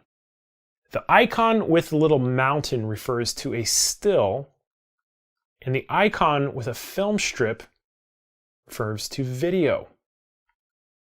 And so if you see that feature, this is saying this is for stills only or for film only, depending on what we're looking at. So some of these are kind of mixed up in different places, and this is, I think, where a lot of the confusion comes in. And you're also going to notice that we often get things grayed out. It wants us to be in a certain mode for this to work. So when we're talking about the file format, this is whether it's RAW or JPEG.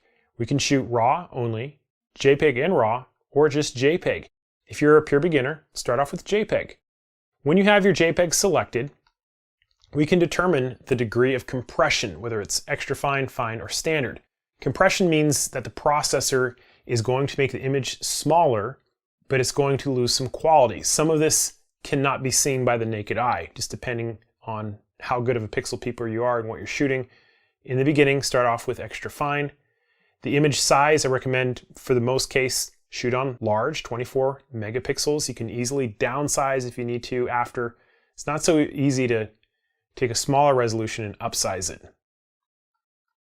Aspect ratio, I like 3:2. My dad loves to shoot 16:9, cinema aspect ratio. My philosophy on this is you can always crop it out if you need to. And if we want to change the panorama mode, I'm going to flip this over to the panorama mode. Now it's highlighted.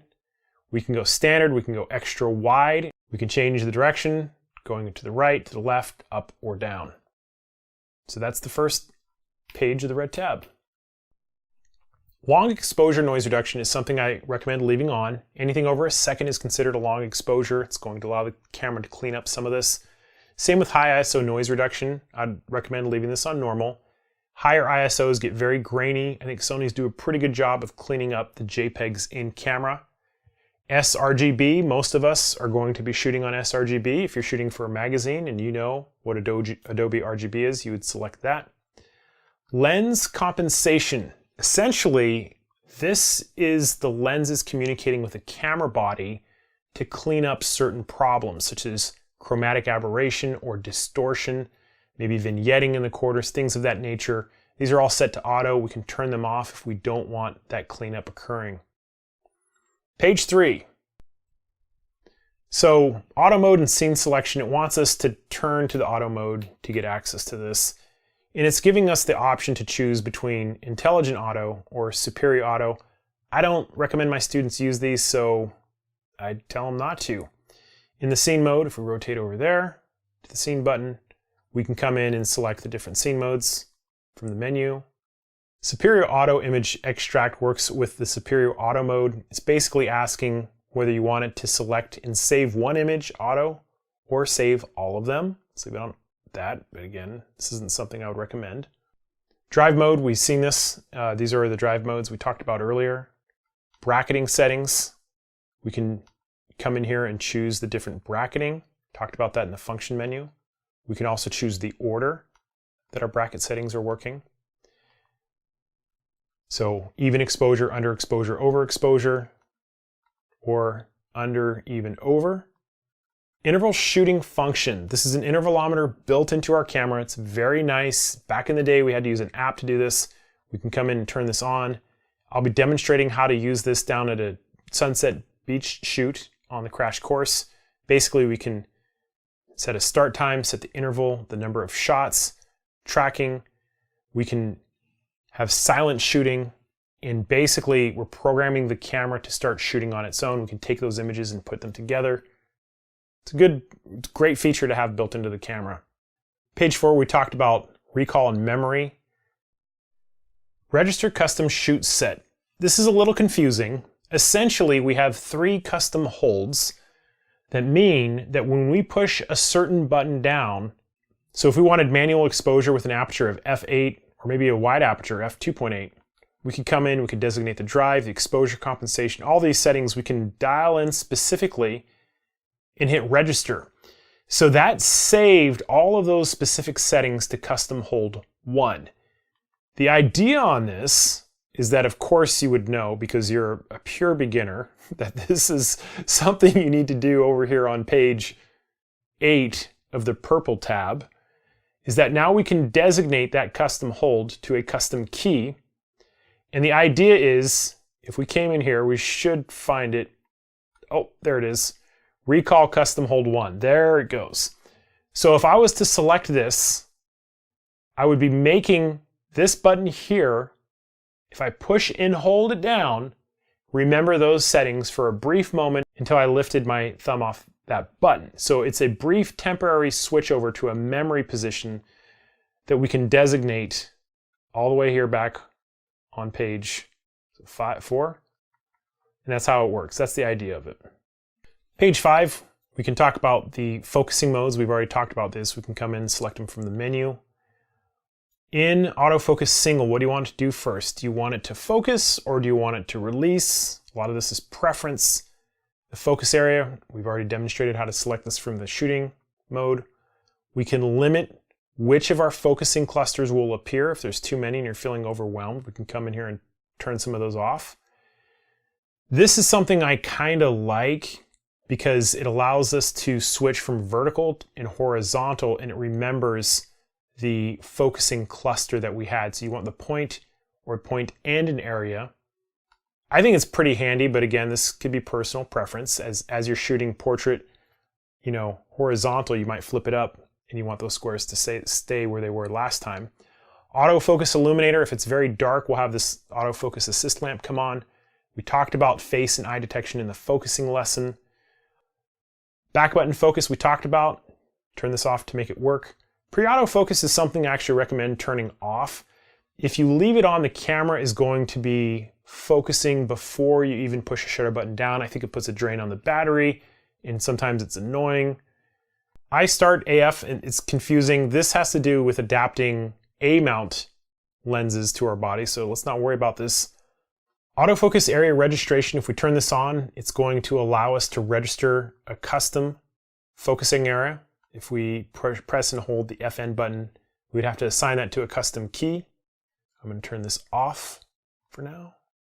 We have face registrations. There's some micro adjusting. There's a bunch of cool features in here if you really want to get into it. We have our ISO metering, face priority, and multi-metering. If we turn this on, it's going to give facial features a priority in the multi-metering mode. We have spot metering. We have our exposure steps. All these are good stuff. Auto exposure lock with halfway shutter button depression. I like this, so I leave it on or auto. Exposure standard adjust. I wouldn't mess with this if you're a brand new shooter, intermediate photographer.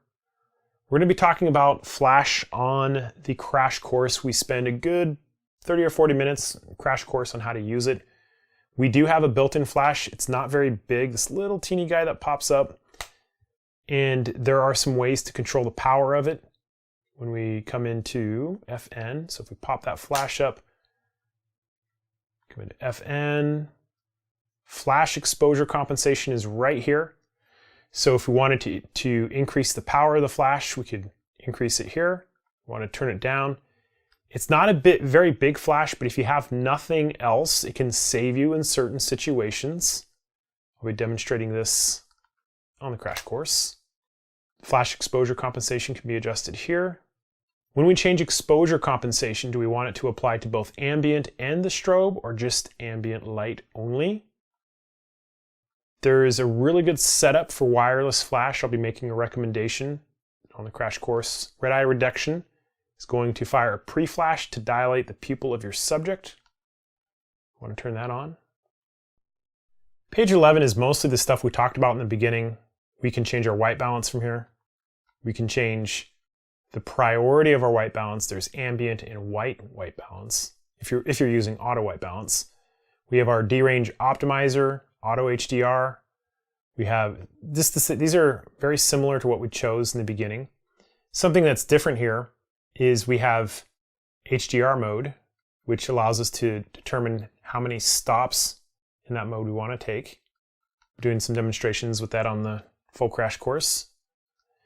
Our creative styles in the beginning, stick with standard, but if you wanted to play with these after you get a hang of things, basically get some options here to tweak the contrast, saturation, and the sharpness. And so some people start playing with this to do things in camera. Videographers will play with this. They'll turn down the contrast, they'll turn down the saturation because they're going to be grading, things of that nature.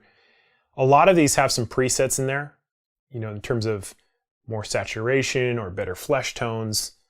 There's so many of them. I mean, it's got to be like 12 of them at least. In the beginning, stick with standard. We also have the picture effects. Most of these are not serious tools. They're kind of fun. They apply funky filters to your pictures. There's tons of them. There's options within them. I don't use them ever.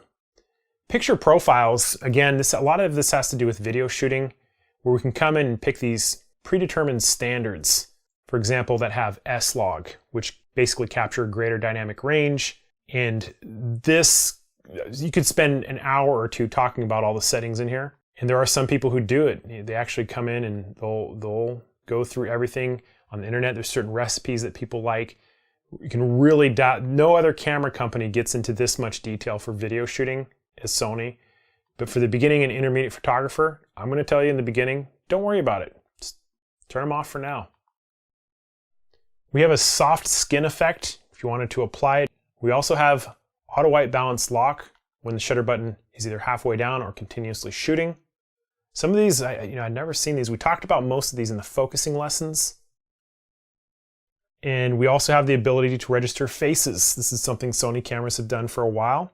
So if your child was at a party and you wanted the camera to focus on only your child's face, the idea is you could register the face and the camera would be looking for it. Smile shutter means that the camera is looking for the moment of smiling before firing. Auto object framing is an automatic cropping feature. I don't really recommend this. You can do it in post, no problem.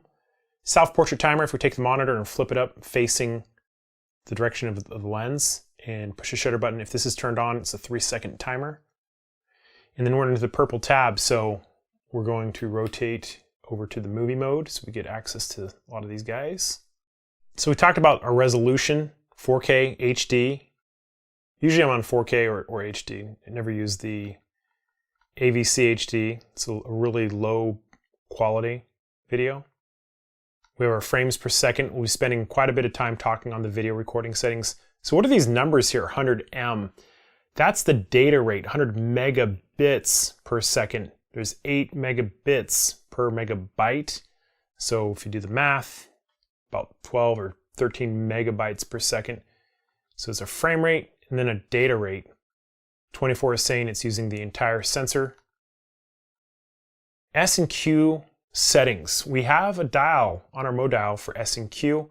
And so if we flip that over, we're going to be given access to the S&Q menu setting up here. I'm more of a manual exposure setting. I like to dial it in.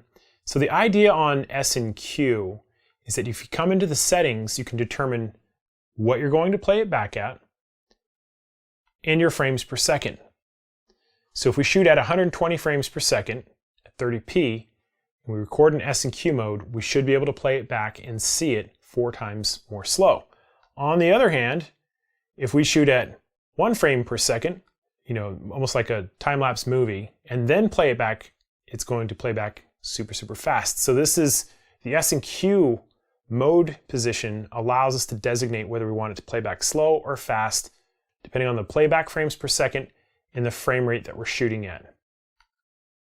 Proxy recording, give instructions to the camera to make separate proxy files. They're smaller, and videographers who do a lot of editing prefer proxy files, and they edit the proxy files, which are smaller, which give the instructions to edit the full resolution images. It's a way to save, processing speed and power on computers. Very common. If you're a beginning videographer, don't worry about it right now. We can adjust the drive speed and the tracking sensitivity of our video. If you noticed when I was doing the rack zoom, it wasn't the fastest. We could speed that up if we wanted to. We could make it more responsive if we wanted to with these options in here. Auto slow shutter, I would actually recommend turning this off. It's going to give the camera permission to use a slower shutter speed when you're recording videos and it's dark. We have our initial focus magnification power. We talked about audio recording, want that on, and the levels. Level display, I'm definitely a fan of that. Wind noise reduction, I've never successfully noticed a significant difference. We can put dead cats on our microphones to help limit wind noise. Marker display, if we turn this on, it's going to allow us to see certain aspect ratios if we wanted to, things of that nature. We can turn on these overlays, guide frames, things of that nature if you wanted to see that as you're shooting video. We can start and stop video recording with the shutter button if this is turned on. So a lot of these are just kind of preference thing. So as we go to page 4, you can see that it's changed to shutter and steady shot. We have silent shooting, which is completely quiet. It uses an electronic shutter. We have an electronic front curtain shutter. I think the default is this turned on. So what's happening is we're only getting the second shutter to close the exposure. Listen. 1 click. Turn this off. 2 clicks. We hear the opening of the first shutter and then the closing of the second shutter. We can designate whether to release without a lens or without a card. If you're adapting a lens over, a non-Sony lens, maybe an old lens, you would want this on. Steady shot, definitely recommend leaving that turned on. It's our stabilization. Page 5, we have some zoom settings. The one you might be interested in is the clear image zoom. We have a 16-50 lens, and so when we have optical zoom only, you can see we get this, it stops at 50. There's a digital zoom, which is a digital magnification. It's usually pretty terrible, pixelated and grainy. And the clear image zoom is proprietary technology from Sony. I guess it makes sense to turn it on as long as you know what you're doing when you zoom in. So once you get over 50 millimeters, we get this focus magnifier. We're at 100 millimeters using this clear image zoom technology that Sony uses to clean up the image. I'm not even really sure how it works, but it's an interesting feature. They claim that it's going to allow you to zoom in without losing any resolution. So when we push up on the display button, we were talking through all those different screens. This is asking which of those screens do you want to see. So when we're looking in the viewfinder or in the monitor, so we talk about the monitor, we have all these different displays. Which ones do you want to show? That's basically it. We do the same for the viewfinder. Not quite as many, but we can control the types of information that are being shown. Finder monitor, this is a very handy feature if you use gimbals. Auto means the sensor is going to turn it off. We can go viewfinder only, or if we just wanted to see the back monitor, so if we're on a gimbal, switch doesn't turn off. Leave it on auto for now. So this is the viewfinder frame rate for still shooting? Do you want it to be standard or do you want it to be a high-speed frame rate refresh? Zebras allow us to see when the image is starting to be overexposed. Let's just turn this up to, let's turn it up to 100. So the zebra warnings, if I bump up my ISO, we'll see them as these marching ants, basically saying at this setting, which is 100, this is going to be pure white. Anything with these diagonals is going to be overexposed with that particular setting. Pretty handy for video shooting, I think. And typically, people will turn them down so they kick in earlier. So when we're at 95% of clipping out, we would see that as a warning. We can turn on different grids as we're shooting if we wanted to. The exposure set guide, when we change our exposure settings, you see how we get this magnified view? If we don't want that, we can come in and turn that off. Now we're just sticking with the regular view. So in dark studios, if we turn this off, the camera is going to brighten it up. It's going to allow us to see what we're doing. It's going to allow us to focus. We're using strobes and the camera may not know that. So that's the only time I would recommend turning it off. Auto image review, if you wanted it to play back, we have 2, 5, and 10 seconds. And then we get into some of the custom keys, depending on whether we're taking stills, video, or in playback. So we have some customization ability depending on these buttons. We talked a little bit about it. We didn't have a lot of real estate for stills, but in video we can customize a lot of these same keys as well. Right now it's following the stills. We wanted to change that. We got 19 pages of options. So it feels like for video shooting, we have a lot more flexibility, and you can just come in and choose literally anything that you want based on your preference and style of shooting. We have the directional pad, up, down, left, right, the center button. Right now it's all following the stills. So that's nice. And then when we have playback, we're just playing an image. Right now the FN button will send to the smartphone. And then we have the C1 button that we can also customize if we wanted to. Only 6 pages of stuff in here. A lot of that's the playbacks in the blue tab that we haven't really talked about. Pretty basic stuff in there. Function menu, we've covered how to customize this, and you will after some time. The My Dials settings allow us to customize the rotating dials just as we did with the buttons on the red tab. The way it works is we come in, we designate a feature that we want, whatever it is, auto record levels, for example. Then we come back out, and we can do it for both the control dial and the control wheel. Then we would come out, come into a dial specifically, as we would here. We can come into the drive mode, for example, and we would look for the My Dial setting that we set up. Seems like a lot of trouble to go through. Toggle My Dial 1, 2, and 3. There they are. And so the idea is that this would allow us some more customization, if we wanted to the dials instead of buttons. So the dial and the wheel settings, I think they're set up fine. This typically has to do with the manual mode. So if you remember in the manual mode, we dial in the aperture with our main dial, and then with the rotating dial, did the shutter speed. We can switch that if we wanted to. We can change how the directions are normal or reversed if we wanted to. So when we're talking about exposure compensation, the way I demonstrated I think is pretty good. If you wanted direct exposure compensation control without pushing down, we could just set this up to be the wheel. I think it's better if we have this to off and then push down. We have what happens when we touch on the screen. Do you want it to trigger the shutter? Do you want it to track? I like the focus. The video record button, do you always want it to record video or only in the movie mode?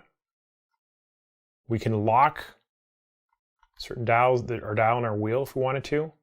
Audio signals, which is the beep function. So it's a purple tab. So between the red tab and the purple tab, that's most of the stuff. That's most of our settings in here. We're going to be talking about the Wi-Fi lesson. In the playback menu, a lot of this is pretty straightforward. We can protect images, multiple images, all with a date. We can cancel it. The idea is that you come in here, and we press the set button, and it would mark it to protect it. And if you were to erase the memory card with the erase feature, it would be protected. That will not protect you from a reformatting. Just keep that in mind. We can rotate images, we can delete images, including multiple images, scrolling through and selecting them if we wanted to. We can assign ratings that would be respected in Lightroom or Photoshop, 1 to 5 stars. You can see it right up there. A lot of this stuff I don't use. We can have a rating set for a custom key. We can specify printing. I just say get the memory card reader. We can zoom in on images. You can do this during playback if you just play and hit the zoom button, which is designated right here. You can change the initial magnification. When we zoom in, do you want it to be on the center or where our focusing square is currently selected? So there's some other information in here. The playback for the intervalometer, the speed for the intervalometer. We can do a slideshow. We have different view modes in terms of you want to see by date, folder, format for video. Gives us this calendar grid that we can scroll through. If we wanted to go through by months, and you can view our images. I've only been shooting on Monday, the 4th of March. But you would, if you had it on a big memory card, you could see all the different days that you shot on. You could scroll this way. We can navigate by date, image. We can do by video formats. Pretty crazy.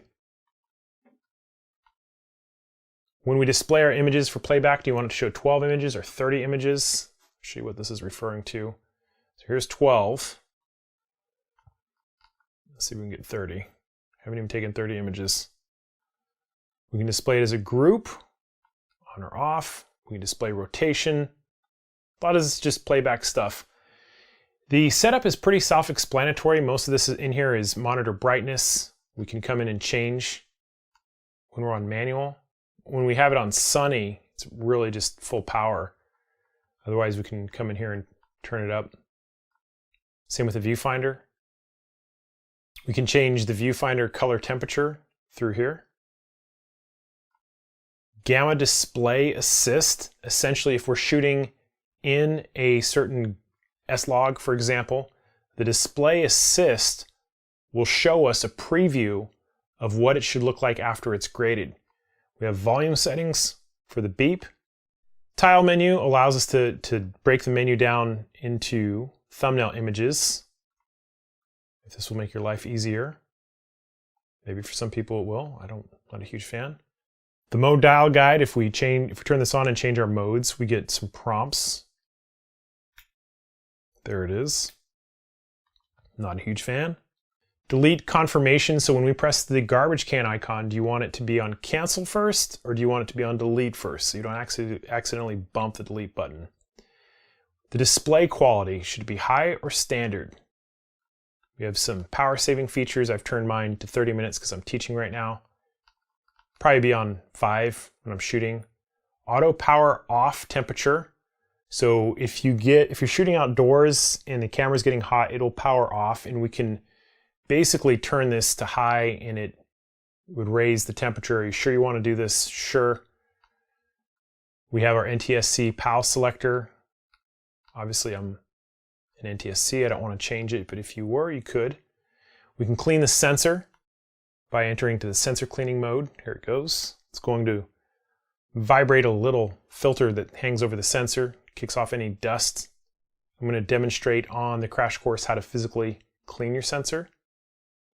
Touch operation, panel pad settings. We talked about all this. If we were selling the camera in a store, we'd turn on the demo mode. Time code settings.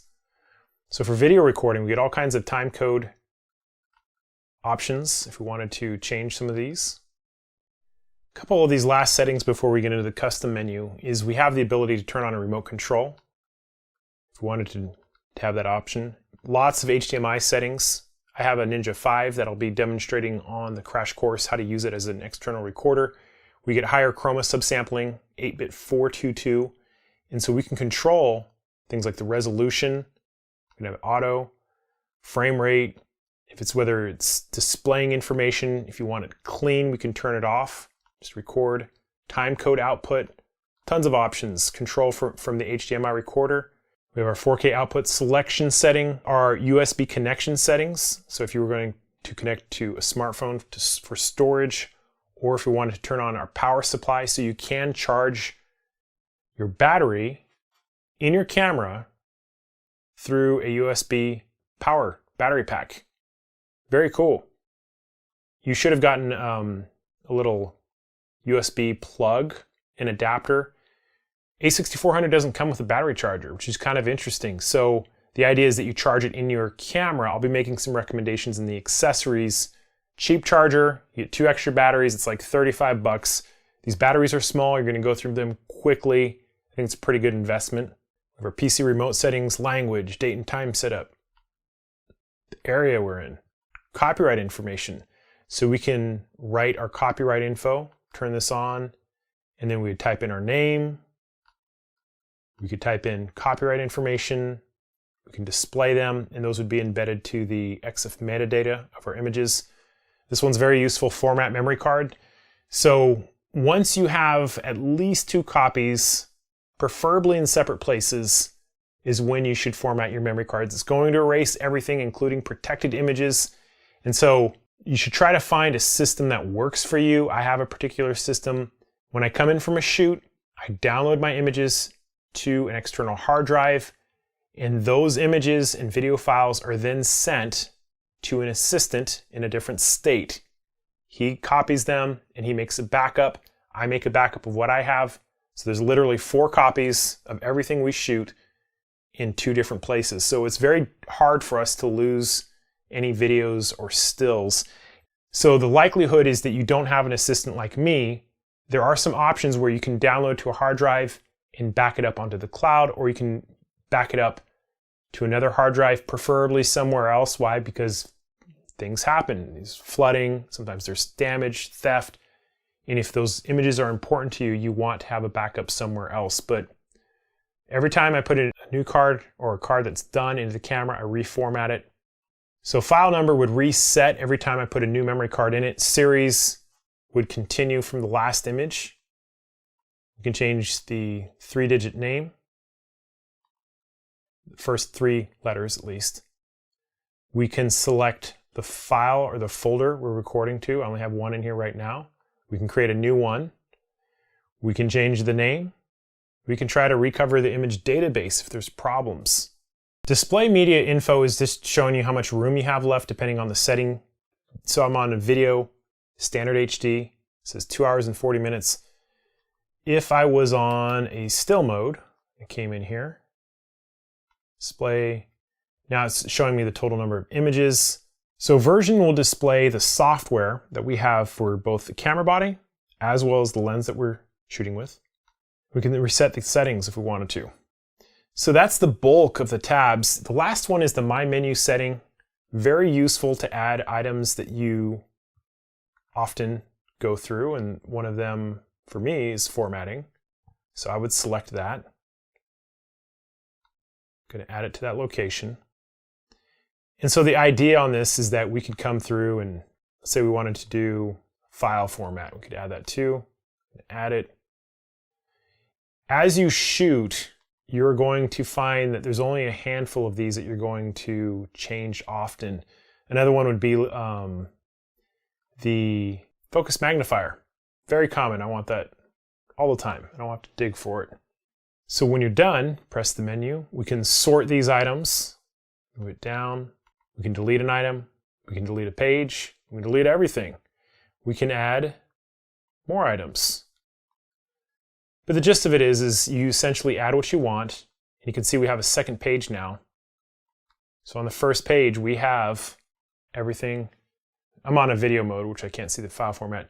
But this allows us to have a favorites tab. So that is a quick overview of the deep menu system. We spend a lot more time on it on the crash course where we get into the philosophies of use and example situations, pretty much cover everything on that.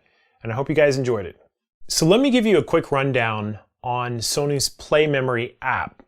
You need to download it from the App Store. I have an iPhone 10, obviously. This is what it looks like. It's called the Play Memories app.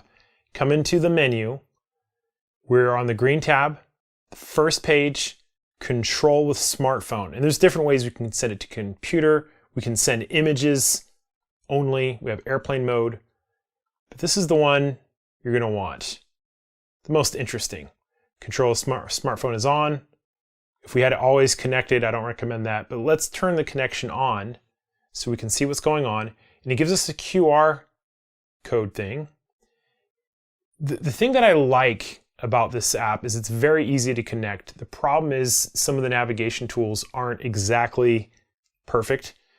So when you're using the Play Memories app to shoot, images that are transferred to your phone will become accessible under the view. Whether this is a 2 megapixel file or full res, for example. We also have things like news, and you'll notice we have this back stuff, right? So if we wanted to link GPS data, we could do that. It wants us to turn the Bluetooth on. So if you wanted to embed GPS data from your smartphone into the images, we'd have to come in and turn our Bluetooth on. There's a problem with this, is that once we connect and we get into the shooting mode, it's kind of tricky to leave. So this is the easiest way to do it. You can also scan with near field communication. I haven't had success with that. The QR code works really good. So we're gonna hit OK. That's going to turn the camera on. You can see the crosshair, and I'm gonna take this crosshair off and aim it at the QR code. It's going to pair almost instantly. It's very fast. So I don't know if you guys can see that. It's asking me if I want to join. Yes. So here's the problem. As soon as I connect, it wants us to turn the Bluetooth off. And now we're in a shooting mode, which is great. We can come into the menu. We see all these other settings. We can display the settings here. I am on a still shooting mode. There are some great things about this. For example, the 16 to 50 lens that I have on there, we can actually zoom in and out with it when it works. So we can zoom in. There it goes. Oh, it's cooperating. You can also zoom out. It's like slow a little bit. We can change our white balance settings. Here they are. Amazing, right? Drive mode, single or continuous shooting. We can choose a timer. We can play images back, so let's just take a picture. There it goes. Very nice. Resized image has been saved to the phone. We can play it back. And I have images from like all the Sony cameras that I have on here. We can toggle the information in terms of the focal length, the lens used, lots of great stuff, right? So it seems like it's pretty good. We can change our ISO. I'm on a manual shooting mode, so we have standard ISO control. We can use a faster shutter speed. Lots of really, it's pretty responsive, it's nice, it's good. Some apps will let you focus on the touchscreen. Can't do that here. That's okay. And when I flip over to video mode on the camera, the smartphone responds. Oh, we got our LED lights. Look at this. So if we want to minimize that, you got to think in terms of hertz. 1/60th or 1/125th of a second. Usually we'll eliminate that. There it goes. So if you see that weirdness, see the banding you get, you got to think in terms of the hertz of the light. So 1/125 should mostly solve it. 1/250th should be pretty close. Nope. So 1/25th, yes, and then 1/60th. Should have minimal banding. Good. We can start and stop video recording remotely. I've used this before when I'm shooting certain videos and I'm in them and I want to frame them up. We don't have a front-facing monitor. We can even rotate the screen. So here's the big problem, at least at the time of this recording, with this version of the app. Do you see a way to get back out to the main menu? I cannot find it. Even if we come into camera information. So I cannot find that. Nope. Nope. Swipe. Nope. Nope. Is the limitation. Oh, there it goes. What happened? And it takes me back into the shooting mode. Okay. So that's the problem with the app at the time of this recording, is the navigation to get out to the menu, to set up the GPS stuff, to do the playback. can't get there. You can play images here. So in any event, that is a quick way to connect to the Play Memories app and some of the cool features in terms of remote shooting, playback, things of that nature, downloading it to your smartphone. Really, really awesome. So there are some lens recommendations I need to give you about the A6400. I think the 16 to 50 kit lens is a pretty good place to start, and it's worth hanging on to even when you upgrade, simply because it's very small and light. You can use it on gimbals. Lots of general purpose shooting you can do with this. At some point, you're going to want a little bit more reach. The 55 to 210, I've seen it all day long on eBay used for about $160 or $170. Those two lenses to start are going to be a good place, if you're on a budget. But at some point, you're probably going to want to invest in glass that is a little bit sharper and has a wider aperture. That said, keep in mind that Sony's E-mount has two versions, one for APS-C cameras and one for full-frame cameras. This is something that you're going to have to read in the fine print when purchasing a lens, because we have a 50mm 1.8 FE full-frame and a 50mm 1.8 OSS, which is designed for APS-C. We can take APS-C lenses and put them on full-frame camera bodies, but the corners are going to be dark. We can take full-frame lenses and put them on APS-C bodies, and we can use them and shoot with them as we normally would. So a lot of the advice that I give depends on whether or not you see yourself upgrading to a full-frame Sony sensor. If you do, and you know that's going to happen, the 28 to 70 kit lens, it's just under $400. That is a great general purpose shooting lens. If you want something with a wider aperture, the most affordable option at the time of this recording is Tamron's 28 to 75 2.8. It's about $900. And then we start getting into the G Master series, which is the 16 to 35 2.8, the 24 to 70 2.8, the 70 to 200 2.8, and the 100 to 400 for sport shooting. You're looking at just under $10,000 for all four of those. So if money isn't a problem, that's the cream of the crop. Other accessories you're definitely going to want to look at. Battery. In the time of this recording, we went through 3 of these, just leaving the camera on to talk about the back of the camera. This battery is made by a company called Green Extreme. I found these on Adorama. 2 of them with an external charger for about $38. The camera doesn't come usually with an external battery charger. The idea is that you can plug it into a USB port and charge with the battery in the camera. And because you're going to be going through batteries so quick, I think an external charger is a must-have. That's the best value I've seen at the time of this recording. The Sony batteries are like $55 each. One of the limitations of the front-facing monitor is that we have a hot shoe mount here that we want to put an external microphone on, and that would block the monitor. So SmallRig has this nice side extension that moves it over by the shutter button. I think that's a no-brainer investment as well. And yes, you are going to want an external microphone. Rode has a huge lineup. I like the Pro version the most, but they have some lower end ones that are definitely going to be better than the built-in microphone. Very important investment is going to be a set of tripod legs. You can get them with aluminum or carbon fiber legs. I like the carbon fiber, they're lighter.